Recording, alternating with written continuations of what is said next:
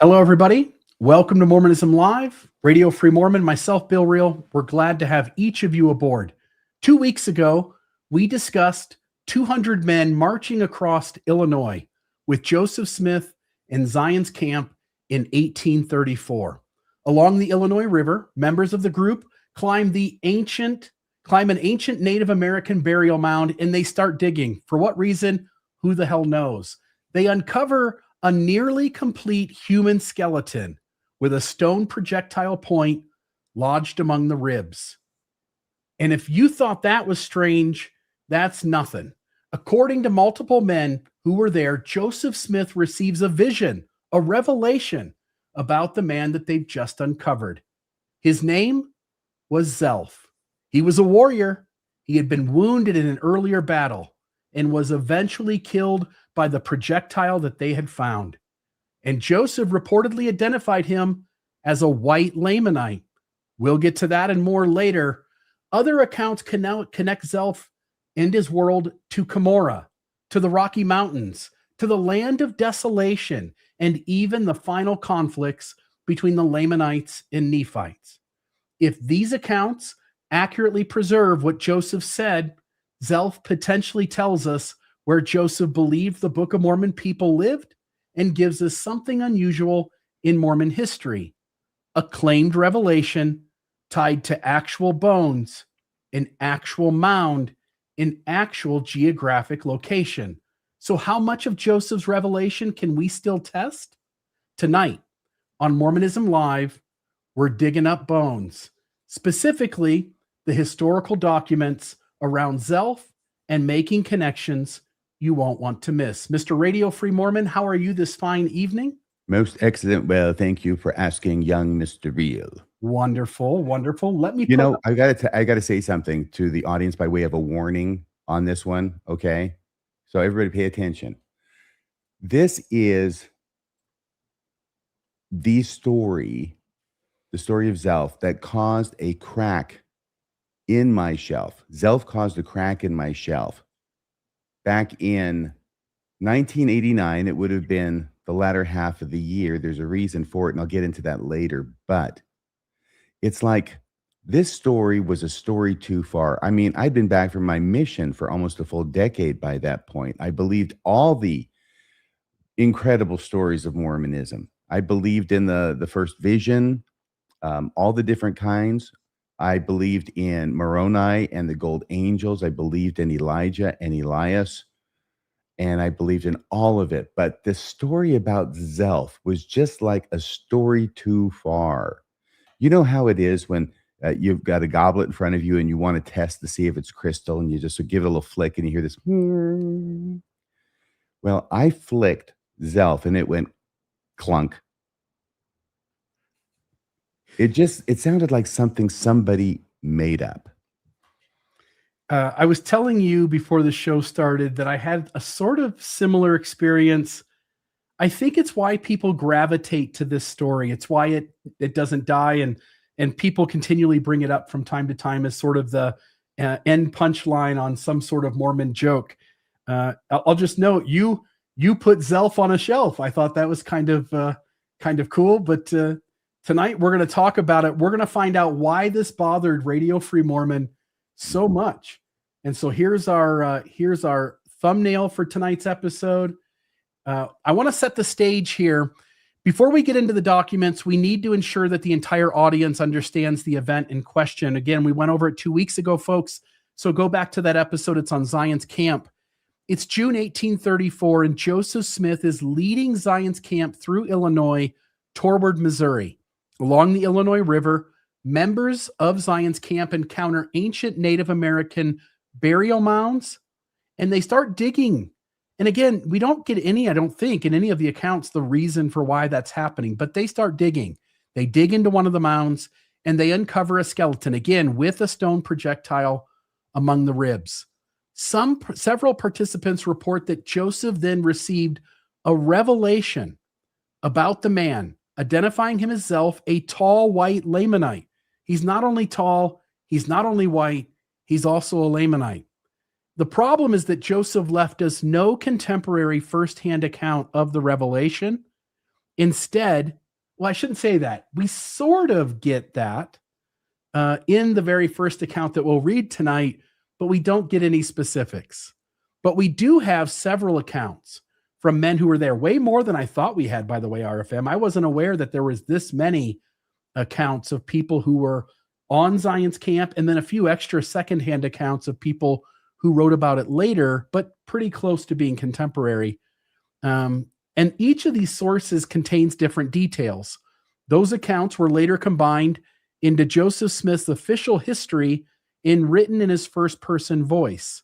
So tonight we're going to separate those sources and ask, what did Joseph most likely actually say about Zelph, and what does it tell us about how Joseph contextualized the Book of Mormon and its geography? And I think there's so many telling things going on when we examine each of these accounts and take our time with them like we will tonight.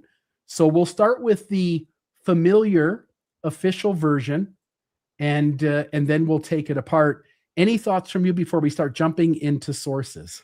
I think the reason for the digging was simply that they could, and they were there, and they had spare time. They weren't marching along and then decided to go and dig in a hillside. They were fording the river. They were ferrying the entire company of 150 across the river. So the ones who got there first are waiting for like a day or more for everybody else to ferry across. And what to do. Well, look, there's an Indian mound, as they would have put it. And get the picks, get the digging implements, and let's see what's in there, because that was a huge pastime back then. I don't think they saw it as objectionable as we do today. Yeah, you certainly wouldn't want to spend all your time marching, and you certainly wouldn't want to spend the rest of your time straining the wigglers through your teeth so that you could drink the clean drinking water. So you needed something fun to do. And I guess digging in Native American burial mounds is the next best thing.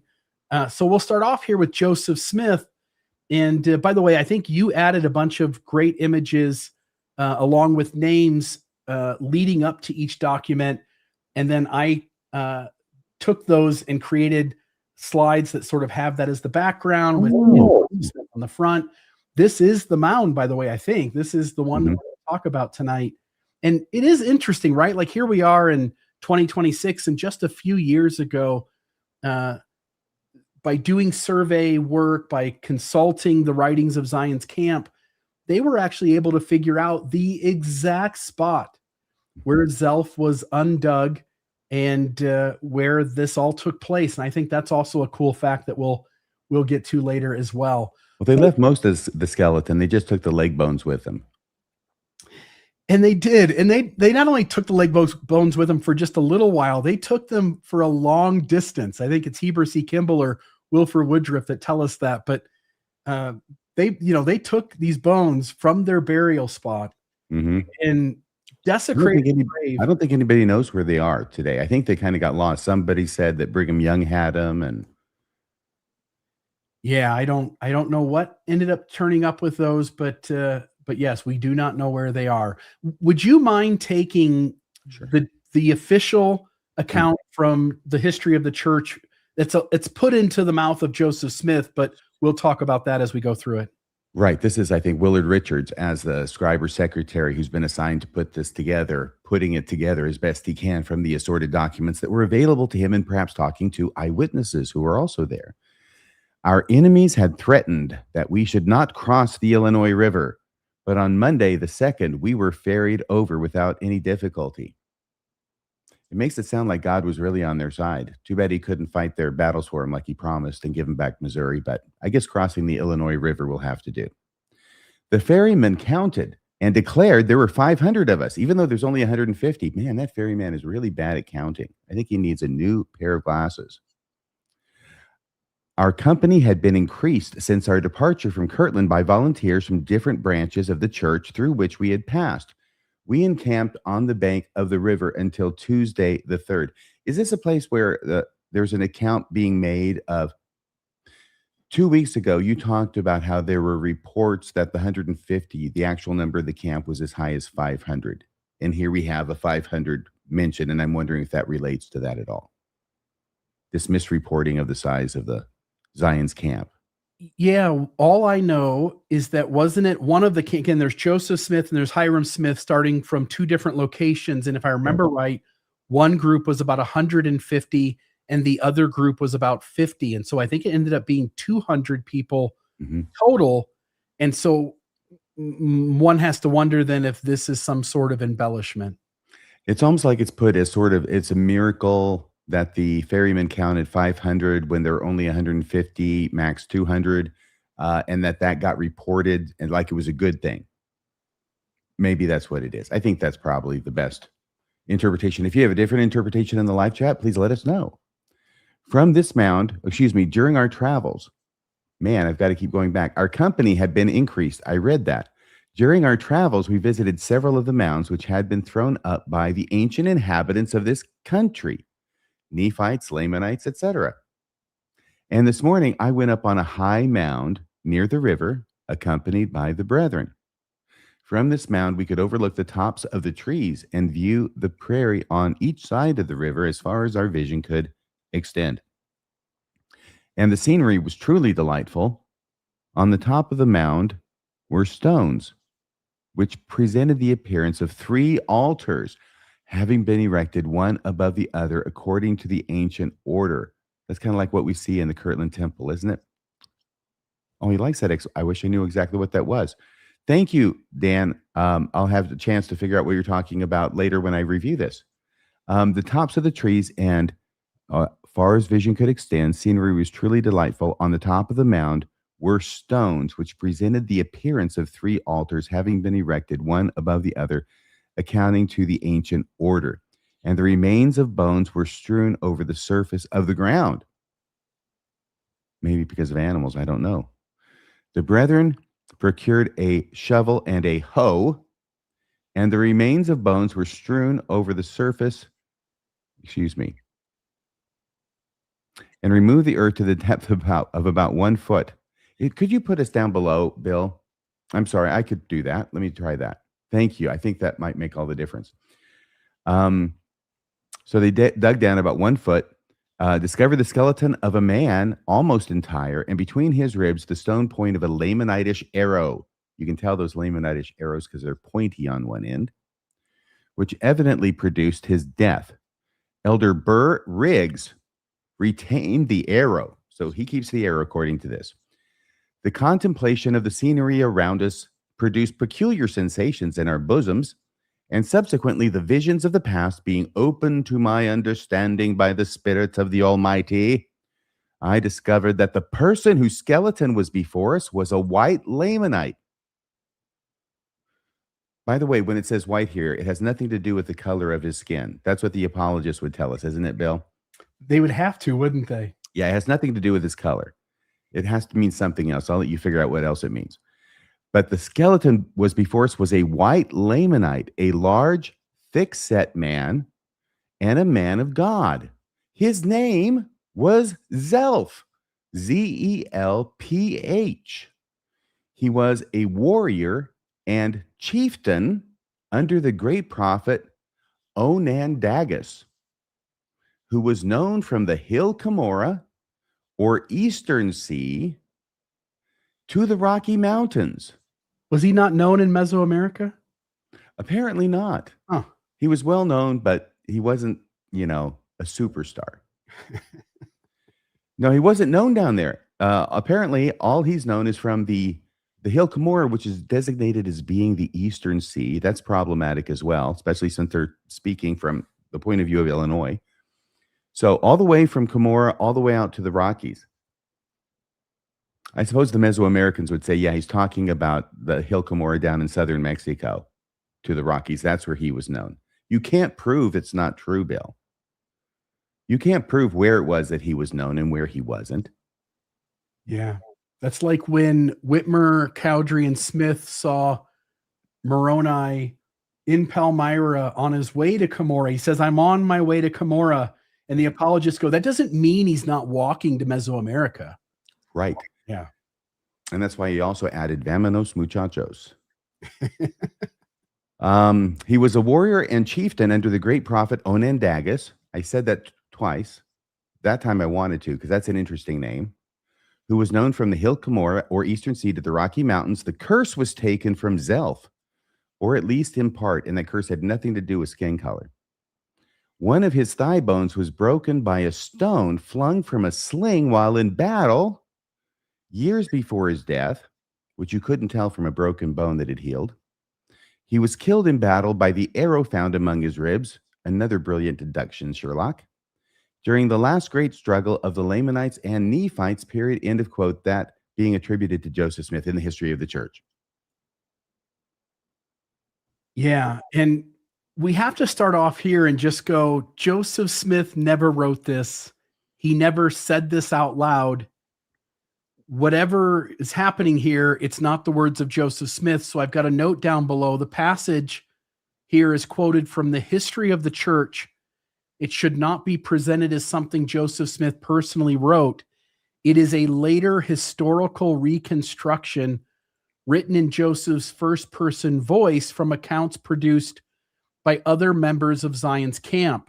There is evidence that Joseph supervised the larger history project years later, so I wouldn't go as far as saying the words were simply fraudulently placed in his mouth, but as a matter of source criticism, the quotation marks around Joseph Smith can create seriously misleading impression. And so I don't know what you would want to say here, but it's this kind of stuff that lends credibility to those who want to point at B.H. Roberts or Brigham Young distorting the early history by taking things they wanted to be in the mouth of Joseph Smith and doing it later. In this instance, we do believe that Joseph Smith oversaw a large portion of this particular history being written, but we can't, with any sort of confidence, claim that Joseph Smith actually dictated this or said this, or this really is a conglomerate of accounts sort of put together. Any thoughts from you on Yes, that? and I'm sorry. And when this gave me heartburn back in 1989, I was reading an academic paper about all these 7 accounts and how they related or did not relate to each other. But it's obvious that with 7 accounts of people who were there and witnessed it, that he certainly said something, and the main parts are in common, though certain details may be different. Yeah, 100%. Okay, with that, the next thing we run into is Joseph Smith's personal letter to his wife, Emma. Before I read this, I'll just say the letter that we do have there is on the right, but the original of this letter has never been located. Joseph Smith likely dictated it to Frederick G. Williams, who pinned a note at the end of it to his wife, Rebecca Swain Williams.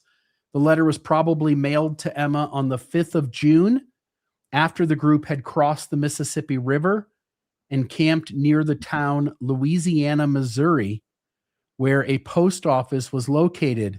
In 1839, James Mulholland copied the letter into Letter Book 2.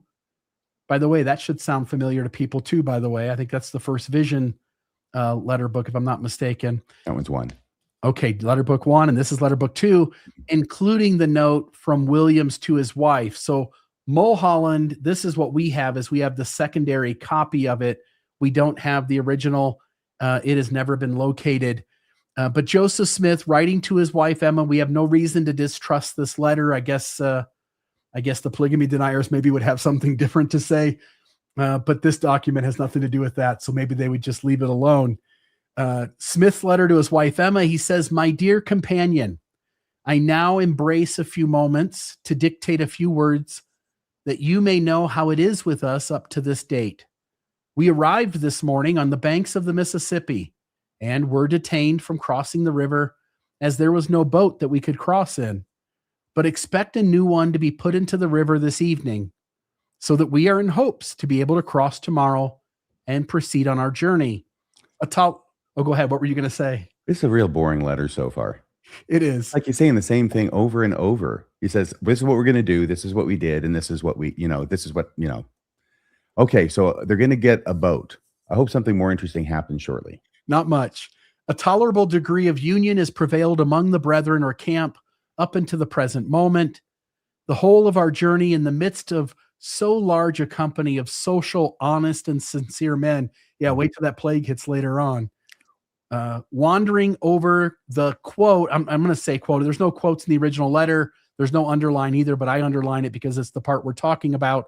Wandering over the plains of the Nephites, recounting occasionally the history of the Book of Mormon. That reminds me of Joseph sitting in his living room with his family, telling them all the stories of the Lamanites and Nephites long before he was allowed to have the gold plates. Roving over the mounds that once beloved people of the Lord, picking up their skulls in their bones as a proof of its divine authenticity, and gazing upon a country of fertility, the splendor and the goodness so indescribable, all serves to pass away time unnoticed. From yours in the bonds of affliction, Joseph Smith Jr. Your thoughts on Joseph telling Emma that they are traveling along the plains of the Nephites, roving over the mounds of those people, picking up their skulls and their bones. This is the kind of letter you write home when you got to write a letter. You know, you don't really have anything to report on, so you just kind of make it as long as you can, especially since you're dictating and somebody else is doing the writing. The thing that's surprising to me about this is it's not just the plains of the Nephites, okay? That would be easier for a Mesoamerican apologist, a believer that the Book of Mormon takes place in Mesoamerica as opposed to up in the Great Lakes region, okay? Let's just say the United States region of North America, all right? So more up in that area. So there's two camps. This one is very difficult for the Mesoamerican to argue about because it doesn't just say wandering over the plains of the Nephites. It says recounting occasionally the history of the Book of Mormon, roving over the mounds of that once beloved people of the Lord, picking up their skulls and their bones. What the hell are their skulls and their bones doing up there in Illinois if they live down in Mesoamerica? Yeah, I don't have an answer for you because I don't think there is a good one, unless you're a Heartlander, that is. Wow. Yeah, this is a difficult letter. And of course, if you are a Mesoamericanist, then you're going to make hay out of the fact that there is no original and try and insinuate that something's wrong with it because of it, in spite of the fact that we probably have precious few originals for all the letters that were copied over into letter books. I mean, that being one of the reasons that they had letter books was so that they would have copies of the original.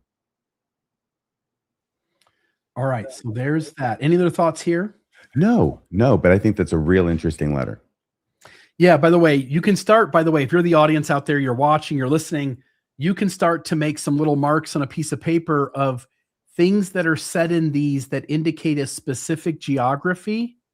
And also, I think there's lots of other things that are of interesting note as we go along too, but on several occasions, the geography seems to be understood by Smith and everyone in company to be this place. This was another pressure point that this story was putting on my testimony, I think, because it was challenging the geography, which I had adopted. Of course, I'm farms. I'm totally getting everything the farms is putting out and reading all this stuff. And they are prominently Mesoamericanists, including John Sorensen in his book, An Ancient American Setting for the Book of Mormon, which came out, I think, in 1985. And I got that and read that. I'm totally on board with that. Now I'm reading Zelph. And part of this crazy story is that Joseph Smith does not seem to be aware that the Book of Mormon all took place down there in Mesoamerica. Yeah, it really does put the geography there. And more than one person does that. It's not just Smith in his own letter to his wife. Like, if we don't believe Joseph Smith, what's the sense? If Joseph is declaring that's the geography, it seems like he understood New York Cumorah to be the hill Cumorah. Mm-hmm. Yeah. So the next person we move on to here is Heber C. Kimball. This is another image from the location. There's a Native American burial ground there. Mm-hmm. It is a federal, I forget what they call it, but it's a historic trail, and it's federal land. And you can follow the trail. And this specific mound where Zelph was dug up is, they know the exact locations, the coordinates of it. And you can follow this trail and you can go see that mound. And so this is the image showing the markers that indicate the trail just as you get on the trail to start it. Heber C. Kimball here says, and this showed up, by the way, this showed up in the Times and Seasons. I've got that on the right-hand side, both the cover of this edition of the Times and Seasons, as well as this particular part that has this text in it.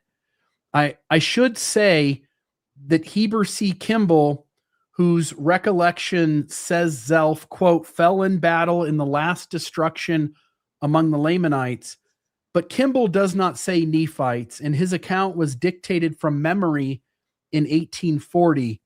The later manuscript history transformed this into something like a last great struggle, and you'll see sort of some of that language as we get into it that involved the Lamanites and Nephites.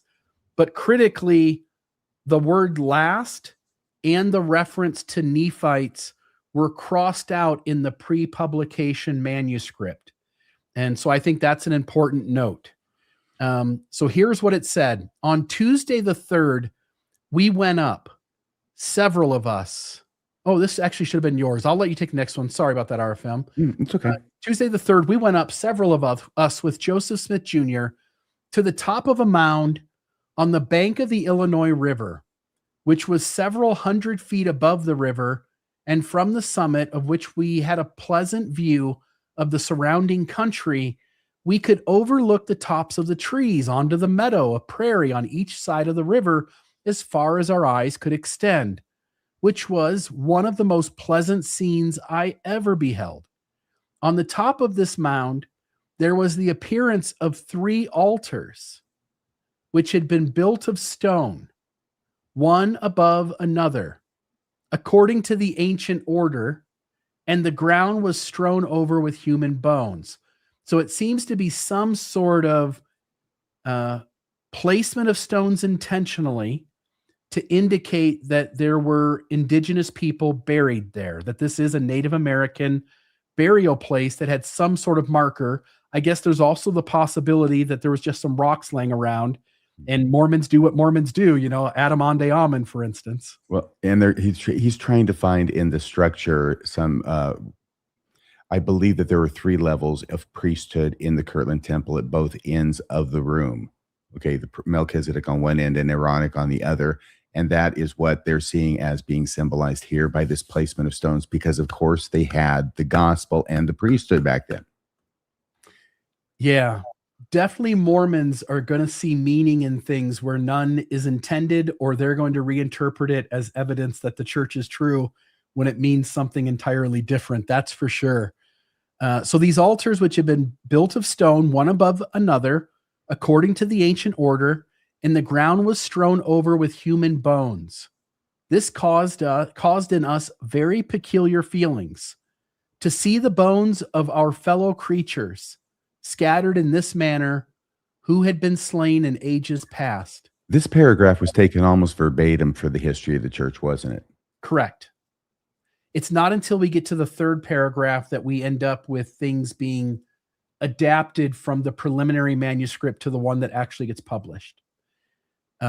So continuing on, he says, we felt prompted to dig down into the ground. So there was a prompting. So now this is a spiritual. And again, it becomes one of these things too, right? Like you're digging because you came across the mound. It's got some stones placed that you're interpreting as altars. You see you see bones of humans visible on the surface. And because you're nosy, you dug. But because of after the fact, go ahead, RFM. No, go ahead. Because after the fact, go ahead. Because after the fact, Joseph receives a revelation and gives meaning to this. Right. It's easy to now look back with hindsight and go, we were prompted to dig up Zelph's skeleton so Joseph could tell us the story. I was just going to say that I could, and I think would, argue the proposition that human beings take no intentional action without being prompted to do so in some way. Yes. Hence no free will for those who don't believe in it. At about 1 foot deep, we discovered the skeleton. Let me read that part. We felt prompted to dig into the mound, and sending for a shovel and hoe, we proceeded to move away the earth. At about 1 foot deep, we discovered the skeleton of a man, almost entire, and between 2 of his ribs, we found an Indian arrow. By the way, this is at least in part where Joseph Smith's history grabs the details from. because it's not Smith who dictates it again. And between two of his ribs, we found an Indian arrow, which had evidently been the cause of his death. We took the leg and the thigh bones and carried them along with us to Clay County. All four appeared sound. Elder B. Young, Brigham Young, has yet, no, it wouldn't, but you said in the last one that it wasn't Brigham who kept it, correct? I thought that they went with him at some point, according to somebody's account, but maybe I got it confused. Yeah, it was, what was the other name we said? Was it Bullock? I'm not sure. Oh, Elder Burr Riggs. Elder Burr Riggs is in the official account as having retained the arrow. In this one, it says Elder B. Young has yet the arrow in his possession. So maybe Burr Riggs got it, gave it to Brigham later. And that wouldn't be the first time either. There's the legend goes that that Brigham Young ended up inheriting Oliver Cowdery's water witching stick that he ended up fabricating into a cane. And so there are multiple occasions with certain items in the church that had a spiritual meaning to them ended up in Brigham Young's possession one way or another, by hook or by crook, I guess. Elder Brigham Young has yet the arrow in his possession. It is a common thing to find the bones thus drenching upon the earth in this country. The same day we pursued our journey, while on our way, we felt anxious to know who the person was who had been killed by the arrow. It always starts with a question with Joseph. It was made known to Joseph that he had been an officer who fell in battle in the last destruction among the Lamanites. Yes, sir. Oh, go ahead, please. I was just being impacted again like I was back in 1989. I know. I'm going backward in time because I'm just going, so he doesn't just sort of have an open vision about it, unbidden. He's being hounded by the other people in the camp as they continue their way, saying, hey, who was that guy, Joseph? Can you ask God? Can you ask God and tell who that guy was with the legs? Look at the legs. Tell us about this guy. And Joseph has a history. If someone comes to me, Joseph Smith, with a question, damn it, I will get a revelation and I will answer them. And it can be about the most mundane things in the world. And so, he gets excited. He gets excited when the men come to him and say, look at these bones, Joseph. Here's what we found. Here's what we saw. Tell us who this man is. And Joseph couldn't help himself, could he? Well, no, I mean, give the man a moment's rest, for crying out loud. He has to say something. Otherwise, he'll be yammering all the way to Missouri. Yeah, you do. You have to resolve their curiosity. Humans are curious creatures, that's for sure. What is it with the leg bones? I mean, what is the attraction with the leg bones? Is it because one of them was broken and it healed? And so Joseph Smith can say that's where he got hit with a rock in battle, but it healed because you could see it was broken and it healed. But this thing sticking out of his chest, that's the one that really did him in. By the way, Smith himself had a leg injury as a child, walked with a limp the rest of his life, and would have probably, because of that incident, at least understood a little bit about what happens when the leg heals from bone being cut out. And I'm sure his leg had a little bit of a bump on it and a difference. And so when he saw the leg looking differently than a standard leg, he sees a perfect opportunity to add some story to what he's seeing.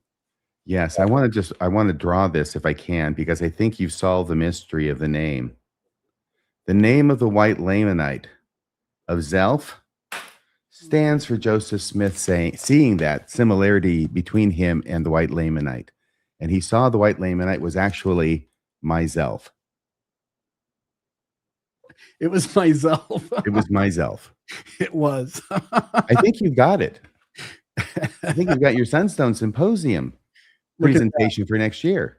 It's as good an evidence as any. All by my Zelph.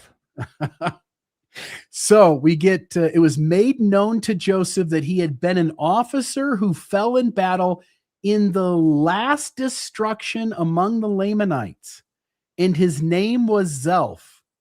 Rhymes with self. I think you're onto something, RFM. This caused us to rejoice much, to think that God was so mindful of us, as to show these things to his servant, brother Joseph had inquired of the Lord, and it was made known in a vision. Heber C. Kimball. Any thoughts here from you? Yeah, I think that even back then, if you looked if you look the word gullible up in the dictionary, there's Heber C. Kimball's picture there. The last destruction of the Lamanites, in the last destruction among the Lamanites, he's not talking about the battle on Cumorah, or is he? Again, Joseph could very well be perceiving a hemispheric model for the Book of Mormon, that the last battle of the Book of Mormon took place all the way from the Rocky Mountains to the East Sea. It's on a hill. It has a name. Yeah. But this also could be the final battle of a group of Lamanites in the last destruction among the Lamanites. It doesn't say that Nephites are in this particular battle here. I guess the apologists have some wiggle room if they want it. Any thoughts? This is starting to sound like an installment in the MCU. Well, there you go. There's a battle. I know everybody dies, but it's all on one hill. It's not hemispheric or anything, this battle. It seems very local in its description. But it's not here. This isn't Palmyra, New York. This isn't the hill Cumorah. This is somewhere far west of that. Oh, you mean in Illinois right now? Yes, yeah. Where they are. So yeah, he says he died in a big last battle, and Heber C. Kimball writes down the last battle between them. So how is it that he dies in the last battle if he's in Illinois and not in New York? Is that your question? That's my question. Ding, ding, ding. Yep, that's it. Well, that was obviously the part that Joseph Smith got wrong. Who knows what the heck Joseph Smith is going to say? Joseph Smith felt very unconstrained by what he had said before. And I've proven that over and over again. So he could say anything, and it wouldn't really make any difference. It's not like he's looking for consistency. His followers come after him and then pick and choose from what he said and then impose a certain consistency upon it. But that's by ignoring a bunch of stuff that he said that contradicts their certain theory. So I don't know. Either Joseph Smith made the mistake or the contradiction with what the Book of Mormon says, or Heber C. Kimball did, or maybe it wasn't the last battle between them. Although apparently at some point between 1834 and publication of this in church history, someone realized that might be a problem, and so they lined it out. Yeah, they certainly put the data points together they wanted to create a beautiful story. This always bites them in the rear end when they do this. I mean, it happens with the Kinderhook plates. It happens with other things as well. With that, one slide I didn't do. I just somehow missed it. George A. Smith. This is another sign from that area, restricted area, closed. Can I stop here just a second? I'm sorry, Bill. Please. I've given that way too little credence, okay, what you just said, and I want to say it in a different way. According to this account from Heber C. Kimball, which is detailed, who was an apostle, or would be the next year, and it certainly was at the time this is being recorded, okay, into the church history. According to Heber C. Kimball, Joseph Smith gave an account of the history of Zelph, which conflicts with the Book of Mormon narrative about the last battle. Does that surprise anybody? I mean, he gives an account of the person upon the Kinderhook plates, descendant of Ham, so on and so forth. This wouldn't be the first time. He takes one of the papyri and he says, this piece here is the Book of Abraham, and this papyri here is the Book of Joseph. And then he has the gall to go, yeah, this third one over here, it's this Princess Catamine. It has nothing to do with Christianity or Judaism or the Restoration. And he has no problem proclaiming events with specific people and geographies anytime an item is put into his hands, and the skeleton in this instance served that purpose. Yes. All right. And just a few details, just a sketch of the individual, nothing tremendously explanatory, right? White Lamanite chieftain, serves under this prophet, hugely famous from here to here. And that's really all that he says about him. He follows a similar pattern in his translation insofar as he got into it in the Kinderhook plates. He gives a brief description of an individual, right? Isn't it about Ham and being descended from Ham? Yep. Descendant of Ham through the loins of Pharaoh, something like that. Yeah. There's a similarity, Not only does Joseph Smith able to read the Kinderhook plates, which were a forgery, as it turned out, unfortunately, he could also read bones. And he could find, and the translation he gets from both sounds kind of similar. Yeah. So now we end up with George A. Smith, and this is another sign. Some of the trail is restricted because it is Native American burial mounds, and they don't want people trampling on them. So there are places along the trail that you have to stay off of, away from. And this sign is indicating that. Do you mind taking this one?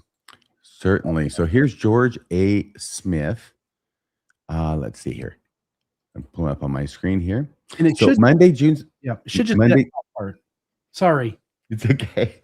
So it says Monday, June 2nd, 1834. Some of us visited a mound on a bluff about 300 feet high and dug up some bones, which excited deep interest among the brethren. The president and many others visited the mound on the following morning, George A. Smith. So the idea being here is that Joseph Smith wasn't the first, or he wasn't there when the bones were dug up. He was back in camp, or maybe ferrying across the river. I'm not sure. But ultimately, he came up the following morning to see the bones that had been found the day before. Yeah. And again, you get this idea that people were really curious in the group, deep interest among the brethren, it points out. And you can find this story in the Instructor. This was April 1946. It was in other places as well, but this was the only document I could get my hands on. The Instructor, April 1946, you see the front page of the article, which is essentially some history about George A. Smith. And this story is included. And then that particular story is there in the middle. Anything else you want to say about George A. Smith? No, this is an interesting detail that he gives, which sounds completely reasonable. It's sort of like when you find out that Brigham Young wasn't in the advance company, the advance company, to be the first to enter, of the Mormons to enter into the Salt Lake Valley, but he came in afterward. But this works out great, right? It buys him some time. Somebody comes to tell him, like, you're not going to believe this, Joseph. We found some bones and you're the prophet. We would really love to know more about this Nephite or Lamanite. And so Joseph, on his way to the mound, it's got time, like, oh shit, I got to come up with a story. And so then he does, and he comes up with one. So there's that. Next up is Levi Hancock. If that name sounds familiar, that's because this is allegedly, according to his son Mosiah Hancock, this is the individual who via priesthood power sealed Fanny Alger and Joseph Smith together for time and all eternity. That Levi Hancock. It's interesting that what Joseph Smith is doing here, because without really a whole lot of difficulty on his part, he is like manufacturing evidence that proves the Book of Mormon is true and that he's a prophet of God just by telling stories about bones. Regardless if those bones have anything to do with the Book of Mormon story, it gets all the men excited and they feel like they've seen evidence of Mormonism being true. Yep. Here's what those bones represent, and the bones themselves are evidence that the story I'm telling you is true. Yeah. Isn't that crazy? It is a crazy thing that Mormonism operates that way. Levi Hancock, and this is what he says. He says, on the way, and again, these were all men who were in Zion's camp. He says, on the way to the Illinois River where we camped on the west side in the morning, many went to see the big mound about a mile below the crossing. I did not go on it, but saw some bones that was brought with a broken arrow. They was laid down by our camp. Joseph addressed himself to Sylvester Smith. You'll remember Sylvester Smith was the rabble rouser in Zion's camp who was always causing trouble, threatened to hurt Joseph Smith's dog, said that Joseph Smith was stealing funds or misappropriating them. And so there's that. Sylvester Smith, Joseph. So again, they were laid down by our camp. Joseph addressed himself to Sylvester Smith. Quote, again, this is alleged to be from Smith. Quote, this is what I told you. And now I want to tell you that you may know what I meant. This land was called the land of desolation And Onandagus was the king, and a good man was he. There in that mound did he bury his dead, and did not dig holes as the people do now, but they brought their dirt and covered them until you see they have raised it to be about 100 feet high. The last man buried was Zelph. He was a white Lamanite who fought with the people of Onandagus for freedom. When he was young, he was a great warrior and had his thigh broken and never was set. It knitted together as you see on the side. He fought after it got strength until he lost every tooth in his head, save one.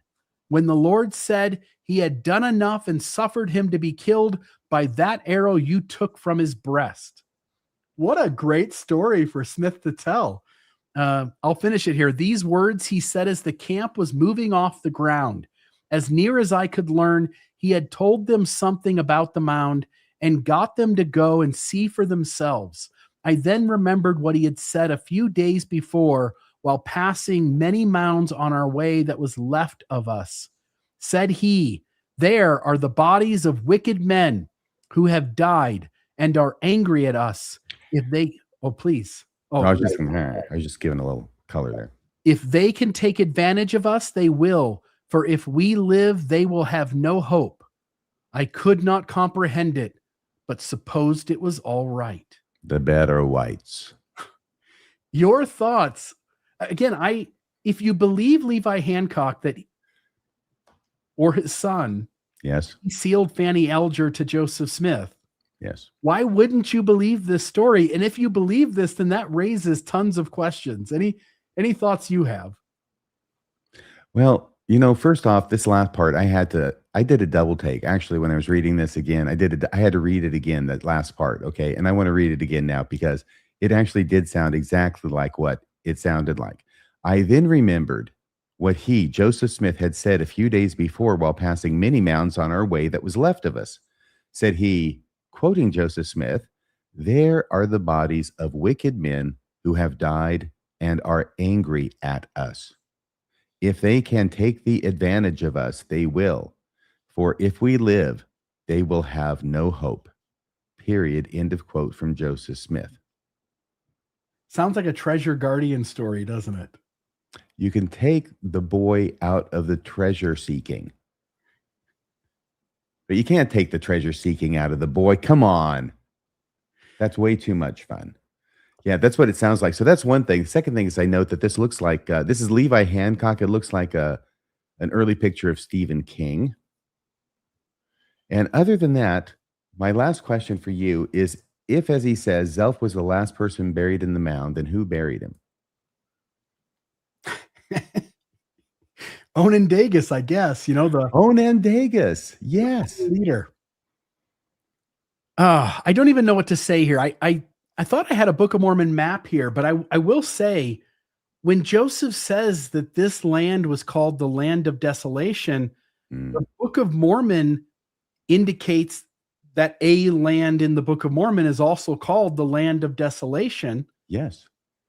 That seems like a strange coincidence at a minimum. Mm-hmm. You also have this Onandagus. We'll get to that later. There's a thing there that matches as well that we'll get to. But it's not in the Book of Mormon, is it? No, but it's in Moses. No, it's in New York, just a little east. Oh, you mean that Onandagus? Yeah. So yeah. But I've got to pause here and just say Joseph is making a very extreme claim about the bones of a human being in this mound, and he's got a really big story to go with this. And again, unless you're a Heartlander, everything we're sharing so far seems to me to be strong evidence in the camp of the Heartlanders. If Mormonism is true, I don't know how you get all of the story down to Central America when Lehi was just a small few that intermixed among a much larger Asiatic people of heritage, of that heritage. I don't know. Especially with Zelph having his leg broken and everything. It's hard to hobble that far. So what I wean from this is that they found a skeleton that had a leg that had broken and mended. Perhaps that's why they took the legs. I'm not exactly sure. That he had an arrowhead probably protruding through the rib cage and stuck in the spinal column, the interior of the spinal column, I'm guessing from the descriptions, and had no teeth in his skull except for one. Yeah, I was gonna put a map up, see if I can share my screen really quick. Yeah, by the way, you find the skull with only one tooth, it's safe to assume, not really, but it's safe to assume in your storytelling, he lost all the other teeth prior to that. When in reality, as a skull is sitting in the ground and decaying and all of that, the teeth tend to fall out, and they probably were there, not too far from where the skeleton was found. But if you do find them, then that's just the teeth of somebody else, I guess. But I'm still wondering why they took his legs. That's kind of disturbing to me. At one point, I was thinking, well, maybe that was all they had access to because of the way in which the body was buried. But no, they're obviously declaring that they saw all of the body up to the ribs and the head. So the entire body, entire skeleton was available to them. Why not just either leave it all, but why take part and leave the other part? right, why not grab the rib cage? Why not grab the skull? Like why the legs and thigh bones and I don't know. I have no idea. If I anybody does know, hey, Dan Vogel, you might be watching. I think I saw a comment from you earlier. Yes, I did. I remember now. Maybe, do you have an idea what was with the leg bones? I did put a Book of Mormon map up here. I'm covering up Levi Hancock's picture, but you do see it in the land northward again, the land of desolation. That's a specific signified geographic place in the Book of Mormon. Yeah, it's just north of the narrow neck of land. Yeah. So what do you do with that? And again, if Mormonism is true, this story alone seems like a strong indicator of the heartland theory being the correct geography for the Book of Mormon. And you're not allowed to move that hill down to South America, Central America somewhere. Well, I saw some of the apologetics, and some of them are saying, well, Joseph Smith thought that, but he was wrong. And later on, he realized that he was wrong, and he changed his views. But he named a skeleton in Missouri as one of the Lamanites or Nephites killed in one of the, if not the last battle. It is a good rejoinder that you raise, but it was a visionary experience. And as you yourself have noted, it was really just my Zelph. Okay. It wasn't a name. He was talking about Joseph Smith, about his own persona. Well, let's not stop there. Let's go to a man named Moses Martin. Moses Martin, do you mind reading this one? I like this guy. Is this really a picture of him? He looks like he'd be, I don't know, dealing blackjack on a riverboat. I feel like that beard is covering up something really interesting underneath, and I have no idea what's going on.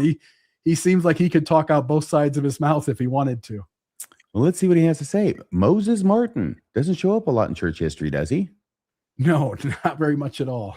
Moses Martin says, this being in the county, CO, county of Pike County, Illinois. Here we discovered a large quantity of large mounds. Being filled with curiosity, we excavated the top of one, some 2 feet. So down 2 feet. And he's saying the top of one, some 2 feet, when we came to the bones of an extraordinarily large person or human being. The thigh bones being 2 inches longer from one socket to the other than of the prophet, who is upwards of 6 feet high, which would have constructed some 8 or 9 feet high. So he's saying this was a giant. This was a giant. In the trunk of this skeleton, near the vitals, we found a large stone arrow, which I suppose brought him to his end. Soon after this, Joseph had a vision, and the Lord showed him that this man was once a mighty prophet, and many other things concerning his people. Thus we found those mounds to have been deposits for the dead, which had fallen, no doubt, in some great battles. In addition to this, we found many large fortifications, which also denote civilization, and an innumerable population which has fallen by wars and commotion. And the banks of this beautiful river became the deposit of many hundred thousands, whose graves and fortifications are overgrown with the sturdy oak 4 feet in diameter. And I think by that last part, by the sturdy oak 4 feet in diameter, he means it's been a long time. The two things that strike me here, one is it seems so natural. They've disturbed this grave. They've found the bones of the skeleton that they, based on the size of the bones, is a tall man. To take the thigh bone and then hold it up to the prophet's leg to get a sense of like, hey, Joseph Smith is tall. He's our prophet. Let's see how big this bone is up against Joseph Smith. Yes. And as they put it up against Smith, it's longer than what they're guessing Smith's bone inside his body would be. Yes. And so they're making an assumption about how tall this man would be. But thank you, Moses Martin, because Moses Martin gives us the motive for taking the legs. Yeah, to show how tall he is, because it's bigger than the prophet's leg. That's it, I think. It's the best answer I have so far. Yeah. The other thing that it strikes me is that as each of these accounts are describing parts and pieces of Joseph Smith's vision or revelation, it seems like it in large part matches what Levi Hancock said happened. This is the revelation that's being talked about. Levi Hancock seems to have been the best of all of the witnesses at recording what Joseph Smith had actually said, and all the other witnesses who were there are giving their version of events, which coincides at least in part with what Levi Hancock claimed was stated. Levi Hancock does indicate that he was personally present to hear Joseph Smith say this, because he says he addressed himself to Sylvester Smith and then said all this stuff that he quotes him as saying. I have no idea that he got every word down word for word, but I expect he got the gist of it. And it also makes sense knowing what happened in Zion's camp and the constant conflict that Joseph Smith was having with Sylvester Smith, for Smith to use this moment in these bones to put Sylvester Smith in his place and say, like, knock it off, dude. This is true. This is the Book of Mormon. This is what happened in the ancient world. Yes. Who are you to constantly kick against the pricks? Really good point. Good contextualization. I wanted to add one other thing. I know that there is some disparity in the way that Onandagus gets spelled from account to account. I do not think, and ask for your correction if there is any place where Zelph is spelled differently. As far as I know, it's always Zelph. Now, in 7 accounts, to have something with a strange name like Zelph that's never changed, there's no variation between them, is either a remarkable coincidence, or I think it might suggest a lot of discussion amongst the people as to the correct way to spell it before they committed pen to paper. Yes, that either Smith relayed the spelling to them as part of his information giving, or that there was a common approach to it by those who had witnessed the experience. Yes, that makes a lot of sense to me as well. So there's that. The next person we run into is Reuben McBride. And again, not a name that I've heard much of in church history. There's a picture of Reuben. Tuesday, the 3rd, visited the mounds. A skeleton was dug up. Joseph said his name was Zelph, a great warrior under the prophet Onandagus. So O-M instead of O-N, Omandagus. An arrow was found in his ribs, which he said he supposed occasioned his death. By the way, when you are committing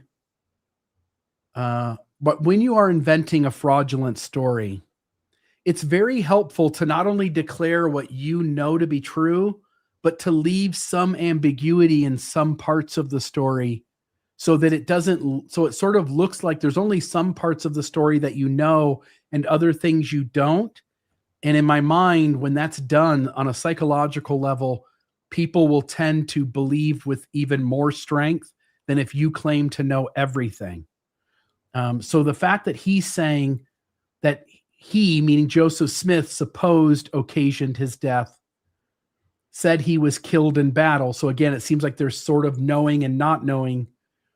Said he was a man of God and the curse was taken off, or in part, he was a white Lamanite, was known from the Atlantic to the Rocky Mountains. And there we have a similar concept in different words to Heber C. Kimball, I think.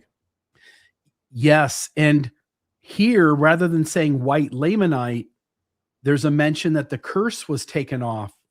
So now for the apologist who wants to say that black skin doesn't mean black skin, it just means their soul was dark with unrighteousness, it seems really difficult to get away from how Joseph Smith saw the priesthood curse, or the color curse. Shouldn't say priesthood curse, but the color curse in the Book of Mormon. It seems really clear that by this story and by the other that said white Lamanite, that Joseph Smith perceived dark skin in the curse in the Book of Mormon as a literal dark skin and a literal curse of skin color in the Book of Mormon.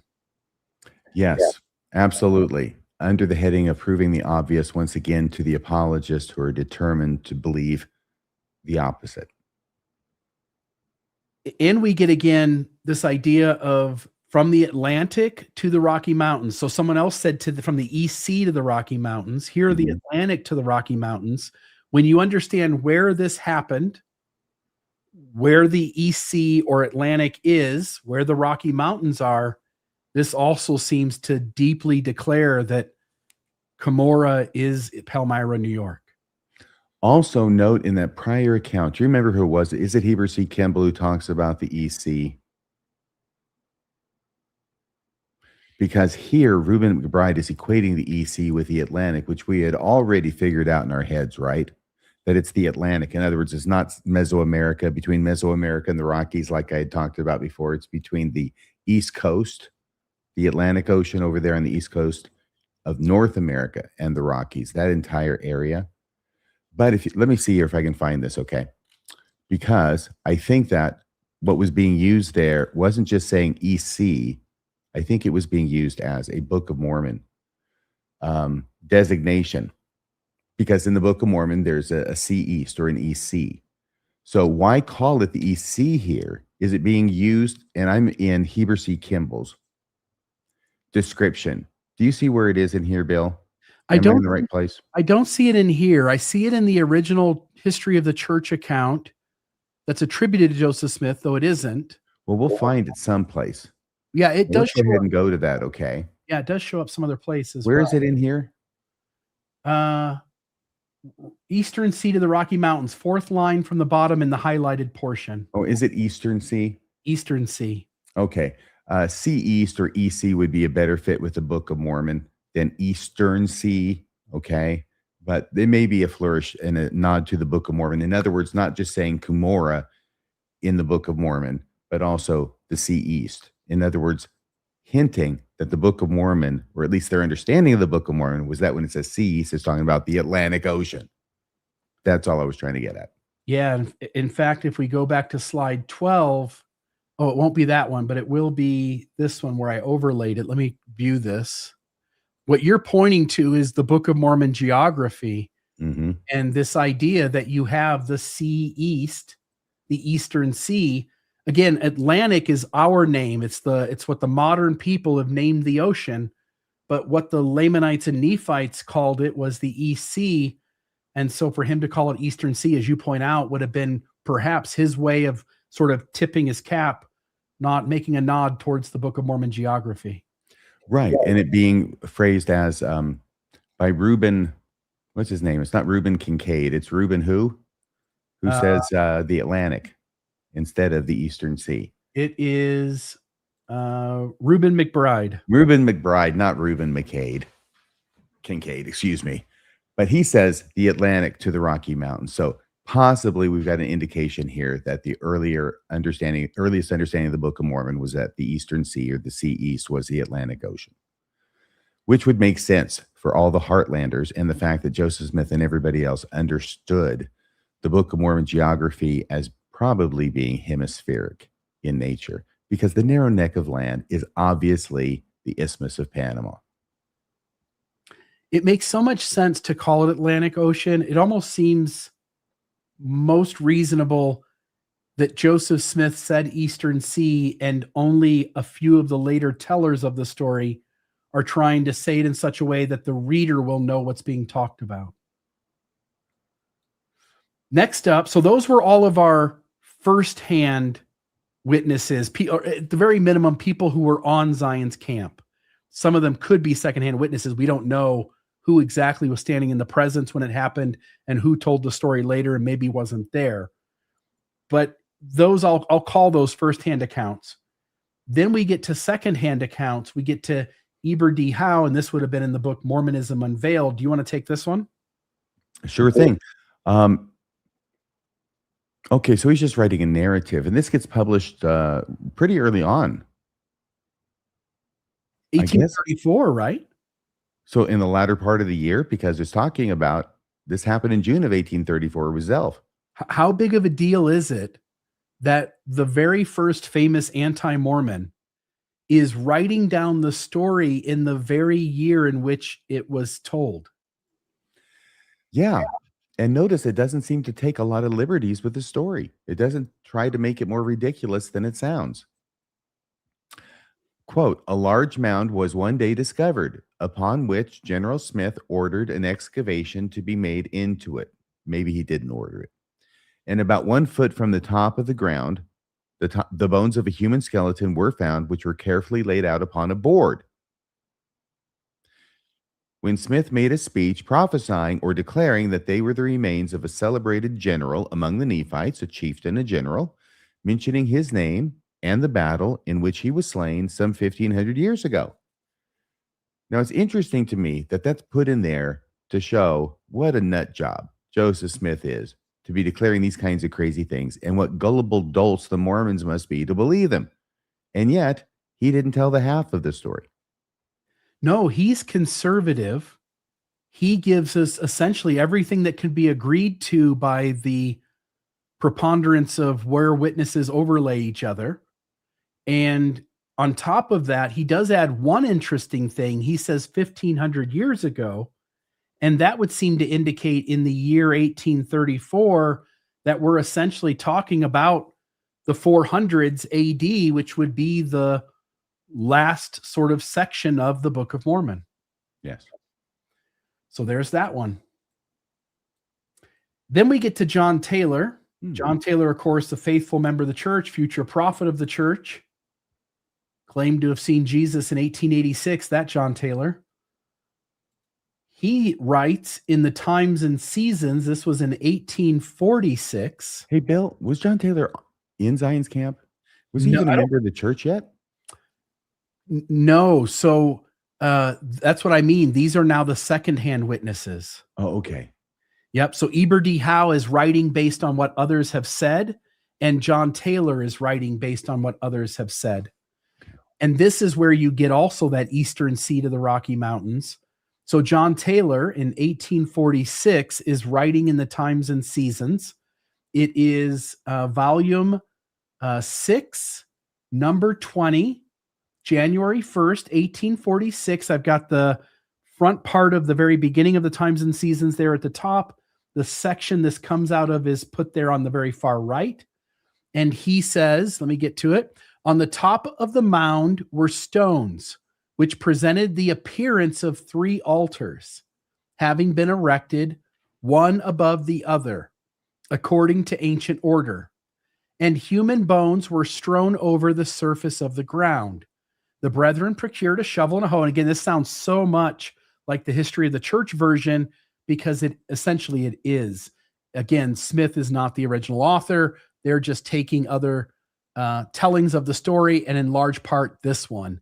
The brethren procured a shovel and a hoe, and removing the earth to the depth of about 1 foot, discovered skeleton of a man, almost entire. And between his ribs was a Lamanitish arrow. And you said you could tell a Lamanitish arrow because they have a point on one end. Boink, boink. Yeah.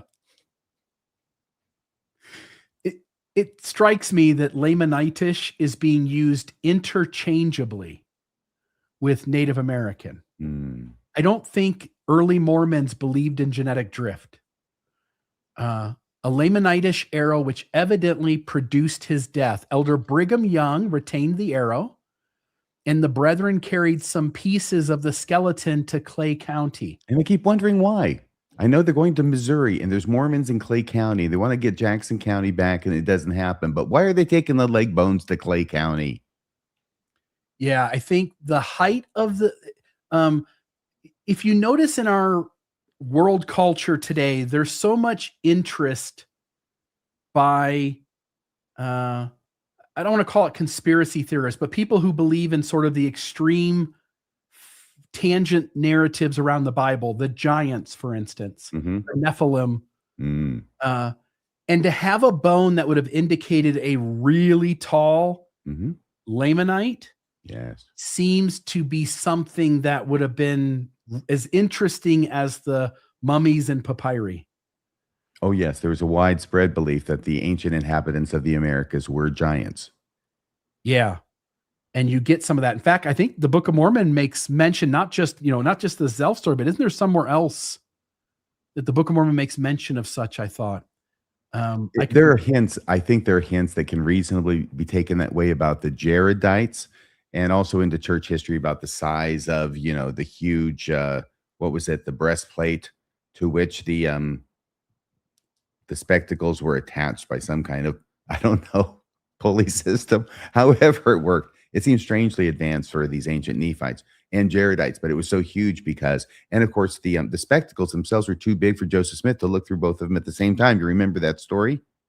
So all those indications that you're talking about a larger species of mankind.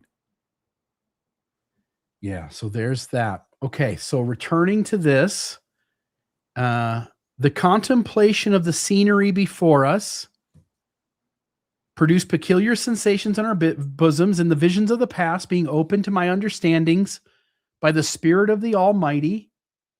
I discovered that the person whose skeleton was before us was a white Lamanite, a large, thick-set man and man of God. He was a warrior and a chieftain under the great prophet Onandagus. So we get a second time that it's spelled with an M instead of an N, but again, John Taylor wasn't there.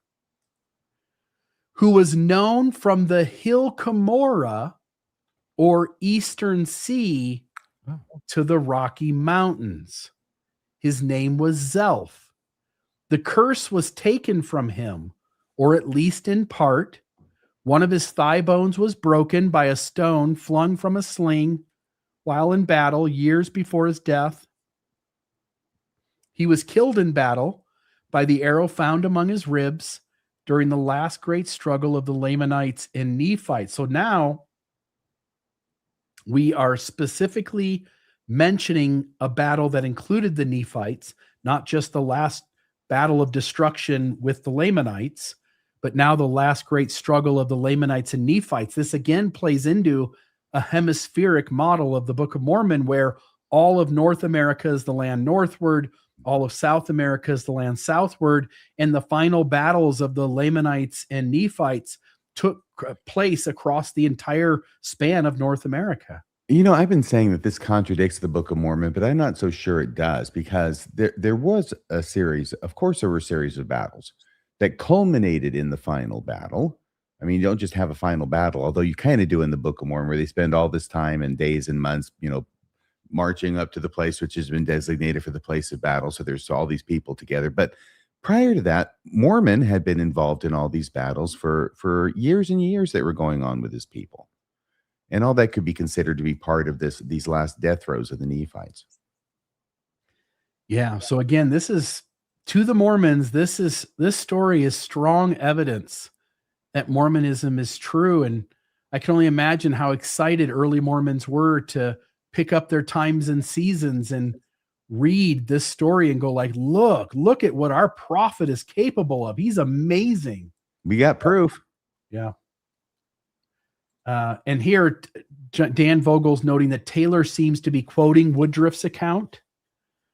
And And some parts of this seem to also be different than Woodruff's account. Namely, the name Onandagus instead of Onandagus, for instance. Mentioning the hill Cumorah instead of just Eastern Sea to the Rocky Mountains. So there are some differences as well. But interesting. So there's that. Thank you, Dan. Yeah, and tell us what happened to those leg bones, okay, Dan? Yeah, if we know where they're at. Then we get to Wilford Woodruff. So we had Heber C. Kimball, John Taylor. Now we're at Wilford Woodruff. I believe he's also a secondhand witness, if I'm not mistaken. And do you mind taking this one? Is he second? Was he there? Is that what you're asking? Was he there? I think He so. might have been. I think so. While on our travels, we visited many of the mounds which were flung up by the ancient inhabitants of this continent, probably by the Nephites and Lamanites, since they were the only ones here. We visited one of those mounds, and several of the brethren dug into it and took from it the bones of a man. We visited one of those mounds, considered to be 300 feet above the level of the Illinois River. 3 persons dug into the mound and found a body. Elder Milton Holmes took the arrow out of the backbones that killed Zelph and brought it with some of the bones into the camp. I guess those are the leg bones. I visited the same mound with Jesse J. Smith, who the other persons were that dug into the mound and found the body. I am undecided. That's a strange, it's like he doesn't know, but he says, I'm undecided. Brother Joseph had a vision respecting the person. He said he was a white Lamanite. The curse was taken from him, or at least in part. That expression is unusual, or at least in part. At least I think it is. And this isn't the first time I've seen it. And when an expression that's unusual shows up in multiple places, there's probably a relationship. Either the documents are looking at each other, or maybe this is something that Joseph Smith actually said, because it's kind of weird. It's not like what you would expect. At least I wouldn't expect it. Maybe this was something that was very common back then, to talk about curses being removed, but only in part. One of his, the curse was taken from him, or at least in part. He was killed in battle with an arrow. The arrow was found among his ribs. One of his thigh bones was broken. This was done by a stone flung from a sling in battle years before his death. His name was Zelph. Some of his bones were brought into the camp, and the thigh bone, which was broken, was put into my wagon, and I carried it to Missouri. So Wilford Woodruff took the bone, the thigh bone, the one that had been broken, I think. Zelph was a large, thick-set man and a man of God. He was a warrior under the great prophet Onandagus, or Dagus, that was known from the hill Cumorah, or EC, to the Rocky Mountains. Yes, the above knowledge Joseph received in a vision. What strikes me as interesting here is that Wilford Woodruff, similar to Levi Hancock, seems to state parts of the actual revelation that Smith received. And so, for instance, when he says, Brother Joseph had a vision respecting the person, he said he was a white Lamanite. The curse was taken from him, or at least in part. He was killed in battle with an arrow. The arrow was found among his ribs. One of his thigh bones was broken. This was done by a stone flung from the sling in battle years before his death. His name was Zelph. If I take that down and I put back up Levi Hancock's, he said that Joseph said to Sylvester Smith, "This is what I told you, and now I want to tell you that you may know what I meant. This land was called the land of desolation, and Onandagus was the king, and a good man was he. There in that mound did he bury his dead, and did not dig holes as the people do now," blah, blah, blah. It gets to further down. It says, the last man buried was Zelph. He was a white Lamanite. So both Levi Hancock and Wilford Woodruff, who seem to be stating, at least in part, the actual revelation that was said, both indicate that Smith said he was a white Lamanite. I don't see anything here about the curse. Now, others talked about the curse being removed. There was at least 2 others, maybe 3. But I do think it's interesting that both Hancock and Wilford Woodruff point to Smith saying that this was Zelph, a white Lamanite. So Well, that's what makes it memorable, right? I mean, that's why we remember the story, or how we remember the story. It has an unusual name, Zelph, but the white Lamanite, right? Because it's like something that's not supposed to be that color, at least from the point of view of the Book of Mormon. And if you got a white Lamanite, that also implies the righteousness that the Book of Mormon says will cause their skin to turn white and delightsome like their fellow Nephites. So all of this very, very Book of Mormon oriented, and also very it's skin color oriented. It's not about whether they're righteous. It's not about them painting their skin or anything like that. Joseph Smith is seeing it in vision the way his skin really looked in vision, which apparently was white. And that was unusual enough to be remarked upon and remembered. Yeah. And Woodruff and Hancock tell the story in a bit of a different order. Not that it's sort of getting the details told in some saying some parts earlier, some parts later. And they both differ a little bit in accounts as well. They both say things that the other didn't. So I think that's interesting also. Well, for instance, Bill, let me give you an example, okay? Do you have any doubt that Joseph Smith's story or his vision had something to do with a great prophet whose name sounded something very like Onandagus? No, and both Levi Hancock and Wilford Woodruff use the N. Levi Hancock spells it Onendagus, right, whereas Wilford Woodruff spells it Onandagus. So they both agree on the Onandagus. Yeah. And somebody spells it with an M, but it's obvious that there was a name there that's very similar to that. Yeah, there's no doubt that Joseph Smith said the word Onandagus, one of those two. He also seems to have indicated this was a white Lamanite, seems to have clearly said his name was Zelph, talked about his leg bone being broken, because that's in essentially every account, that he was killed by the arrow that was found in his chest bone.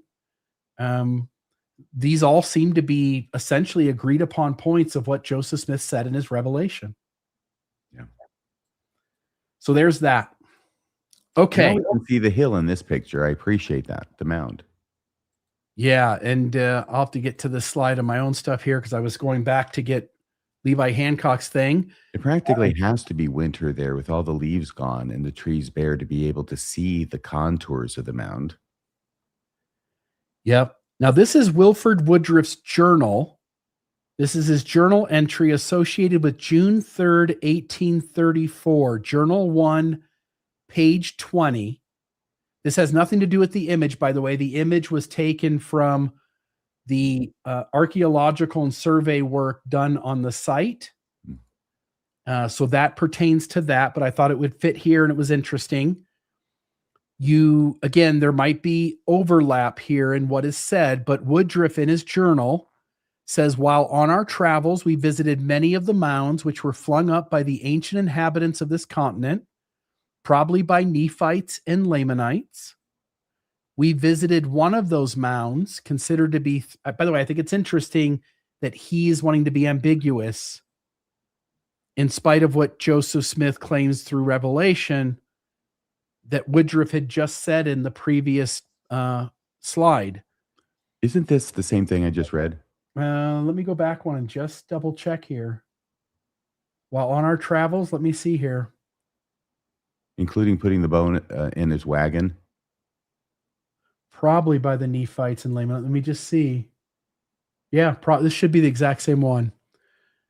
I'm just checking to see if there's anything I'm noticing different. Yeah. I think it's the same one. Okay. So there's that. I don't know what they're circling there. It says, what's it? When they did their evaluation of the mound, it was intact except for two places where robbers had dug into the hill at some point in the past, so they couldn't say exactly when. And I don't know, but that those two circles designate the places. And one of them, obviously, if this is the correct mound, and they're pretty darn sure it is, one of those places is probably the place where Joseph Smith and company did their digging back in 1834. Yes. And the circles, by the way, folks, there's a note underneath. It just says, note people circled for scale. So you can get an idea of how big the mound is compared to the people that are standing at the bottom of the hill and at the top of the hill. And of course, they found other items there. And so you can see some of that. I don't know if there was any Tumbaga, but there was some copper found as well. It looks like that bowl is made of Tumbaga. There'll be a different diagram in the future with those two other places, the sites of the two robberies. I wasn't just making that up, although. Gotcha. Were you being serious about the Tumbaga? No, I was kidding about the Tumbaga, serious about the robbery sites. Yes, I thought so. I was looking at the text underneath the items to see if it mentioned anything about Tumbaga, but it is the middle ones are copper axe blades of some sort or some sort of blades. Okay.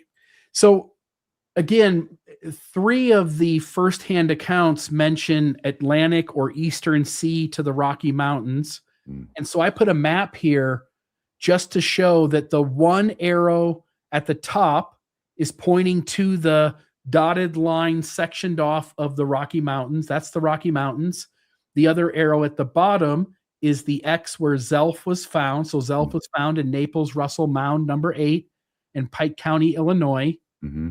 And when you say, from that point, when you say, the Eastern Sea, again, I ran that line through Palmyra, New York, to the Rocky Mountains, through the X. It seems so clear. You would have to have the purple line, which wouldn't even cover the X where Zelph was found, if you were going to draw a line from some other place to the Rocky Mountains.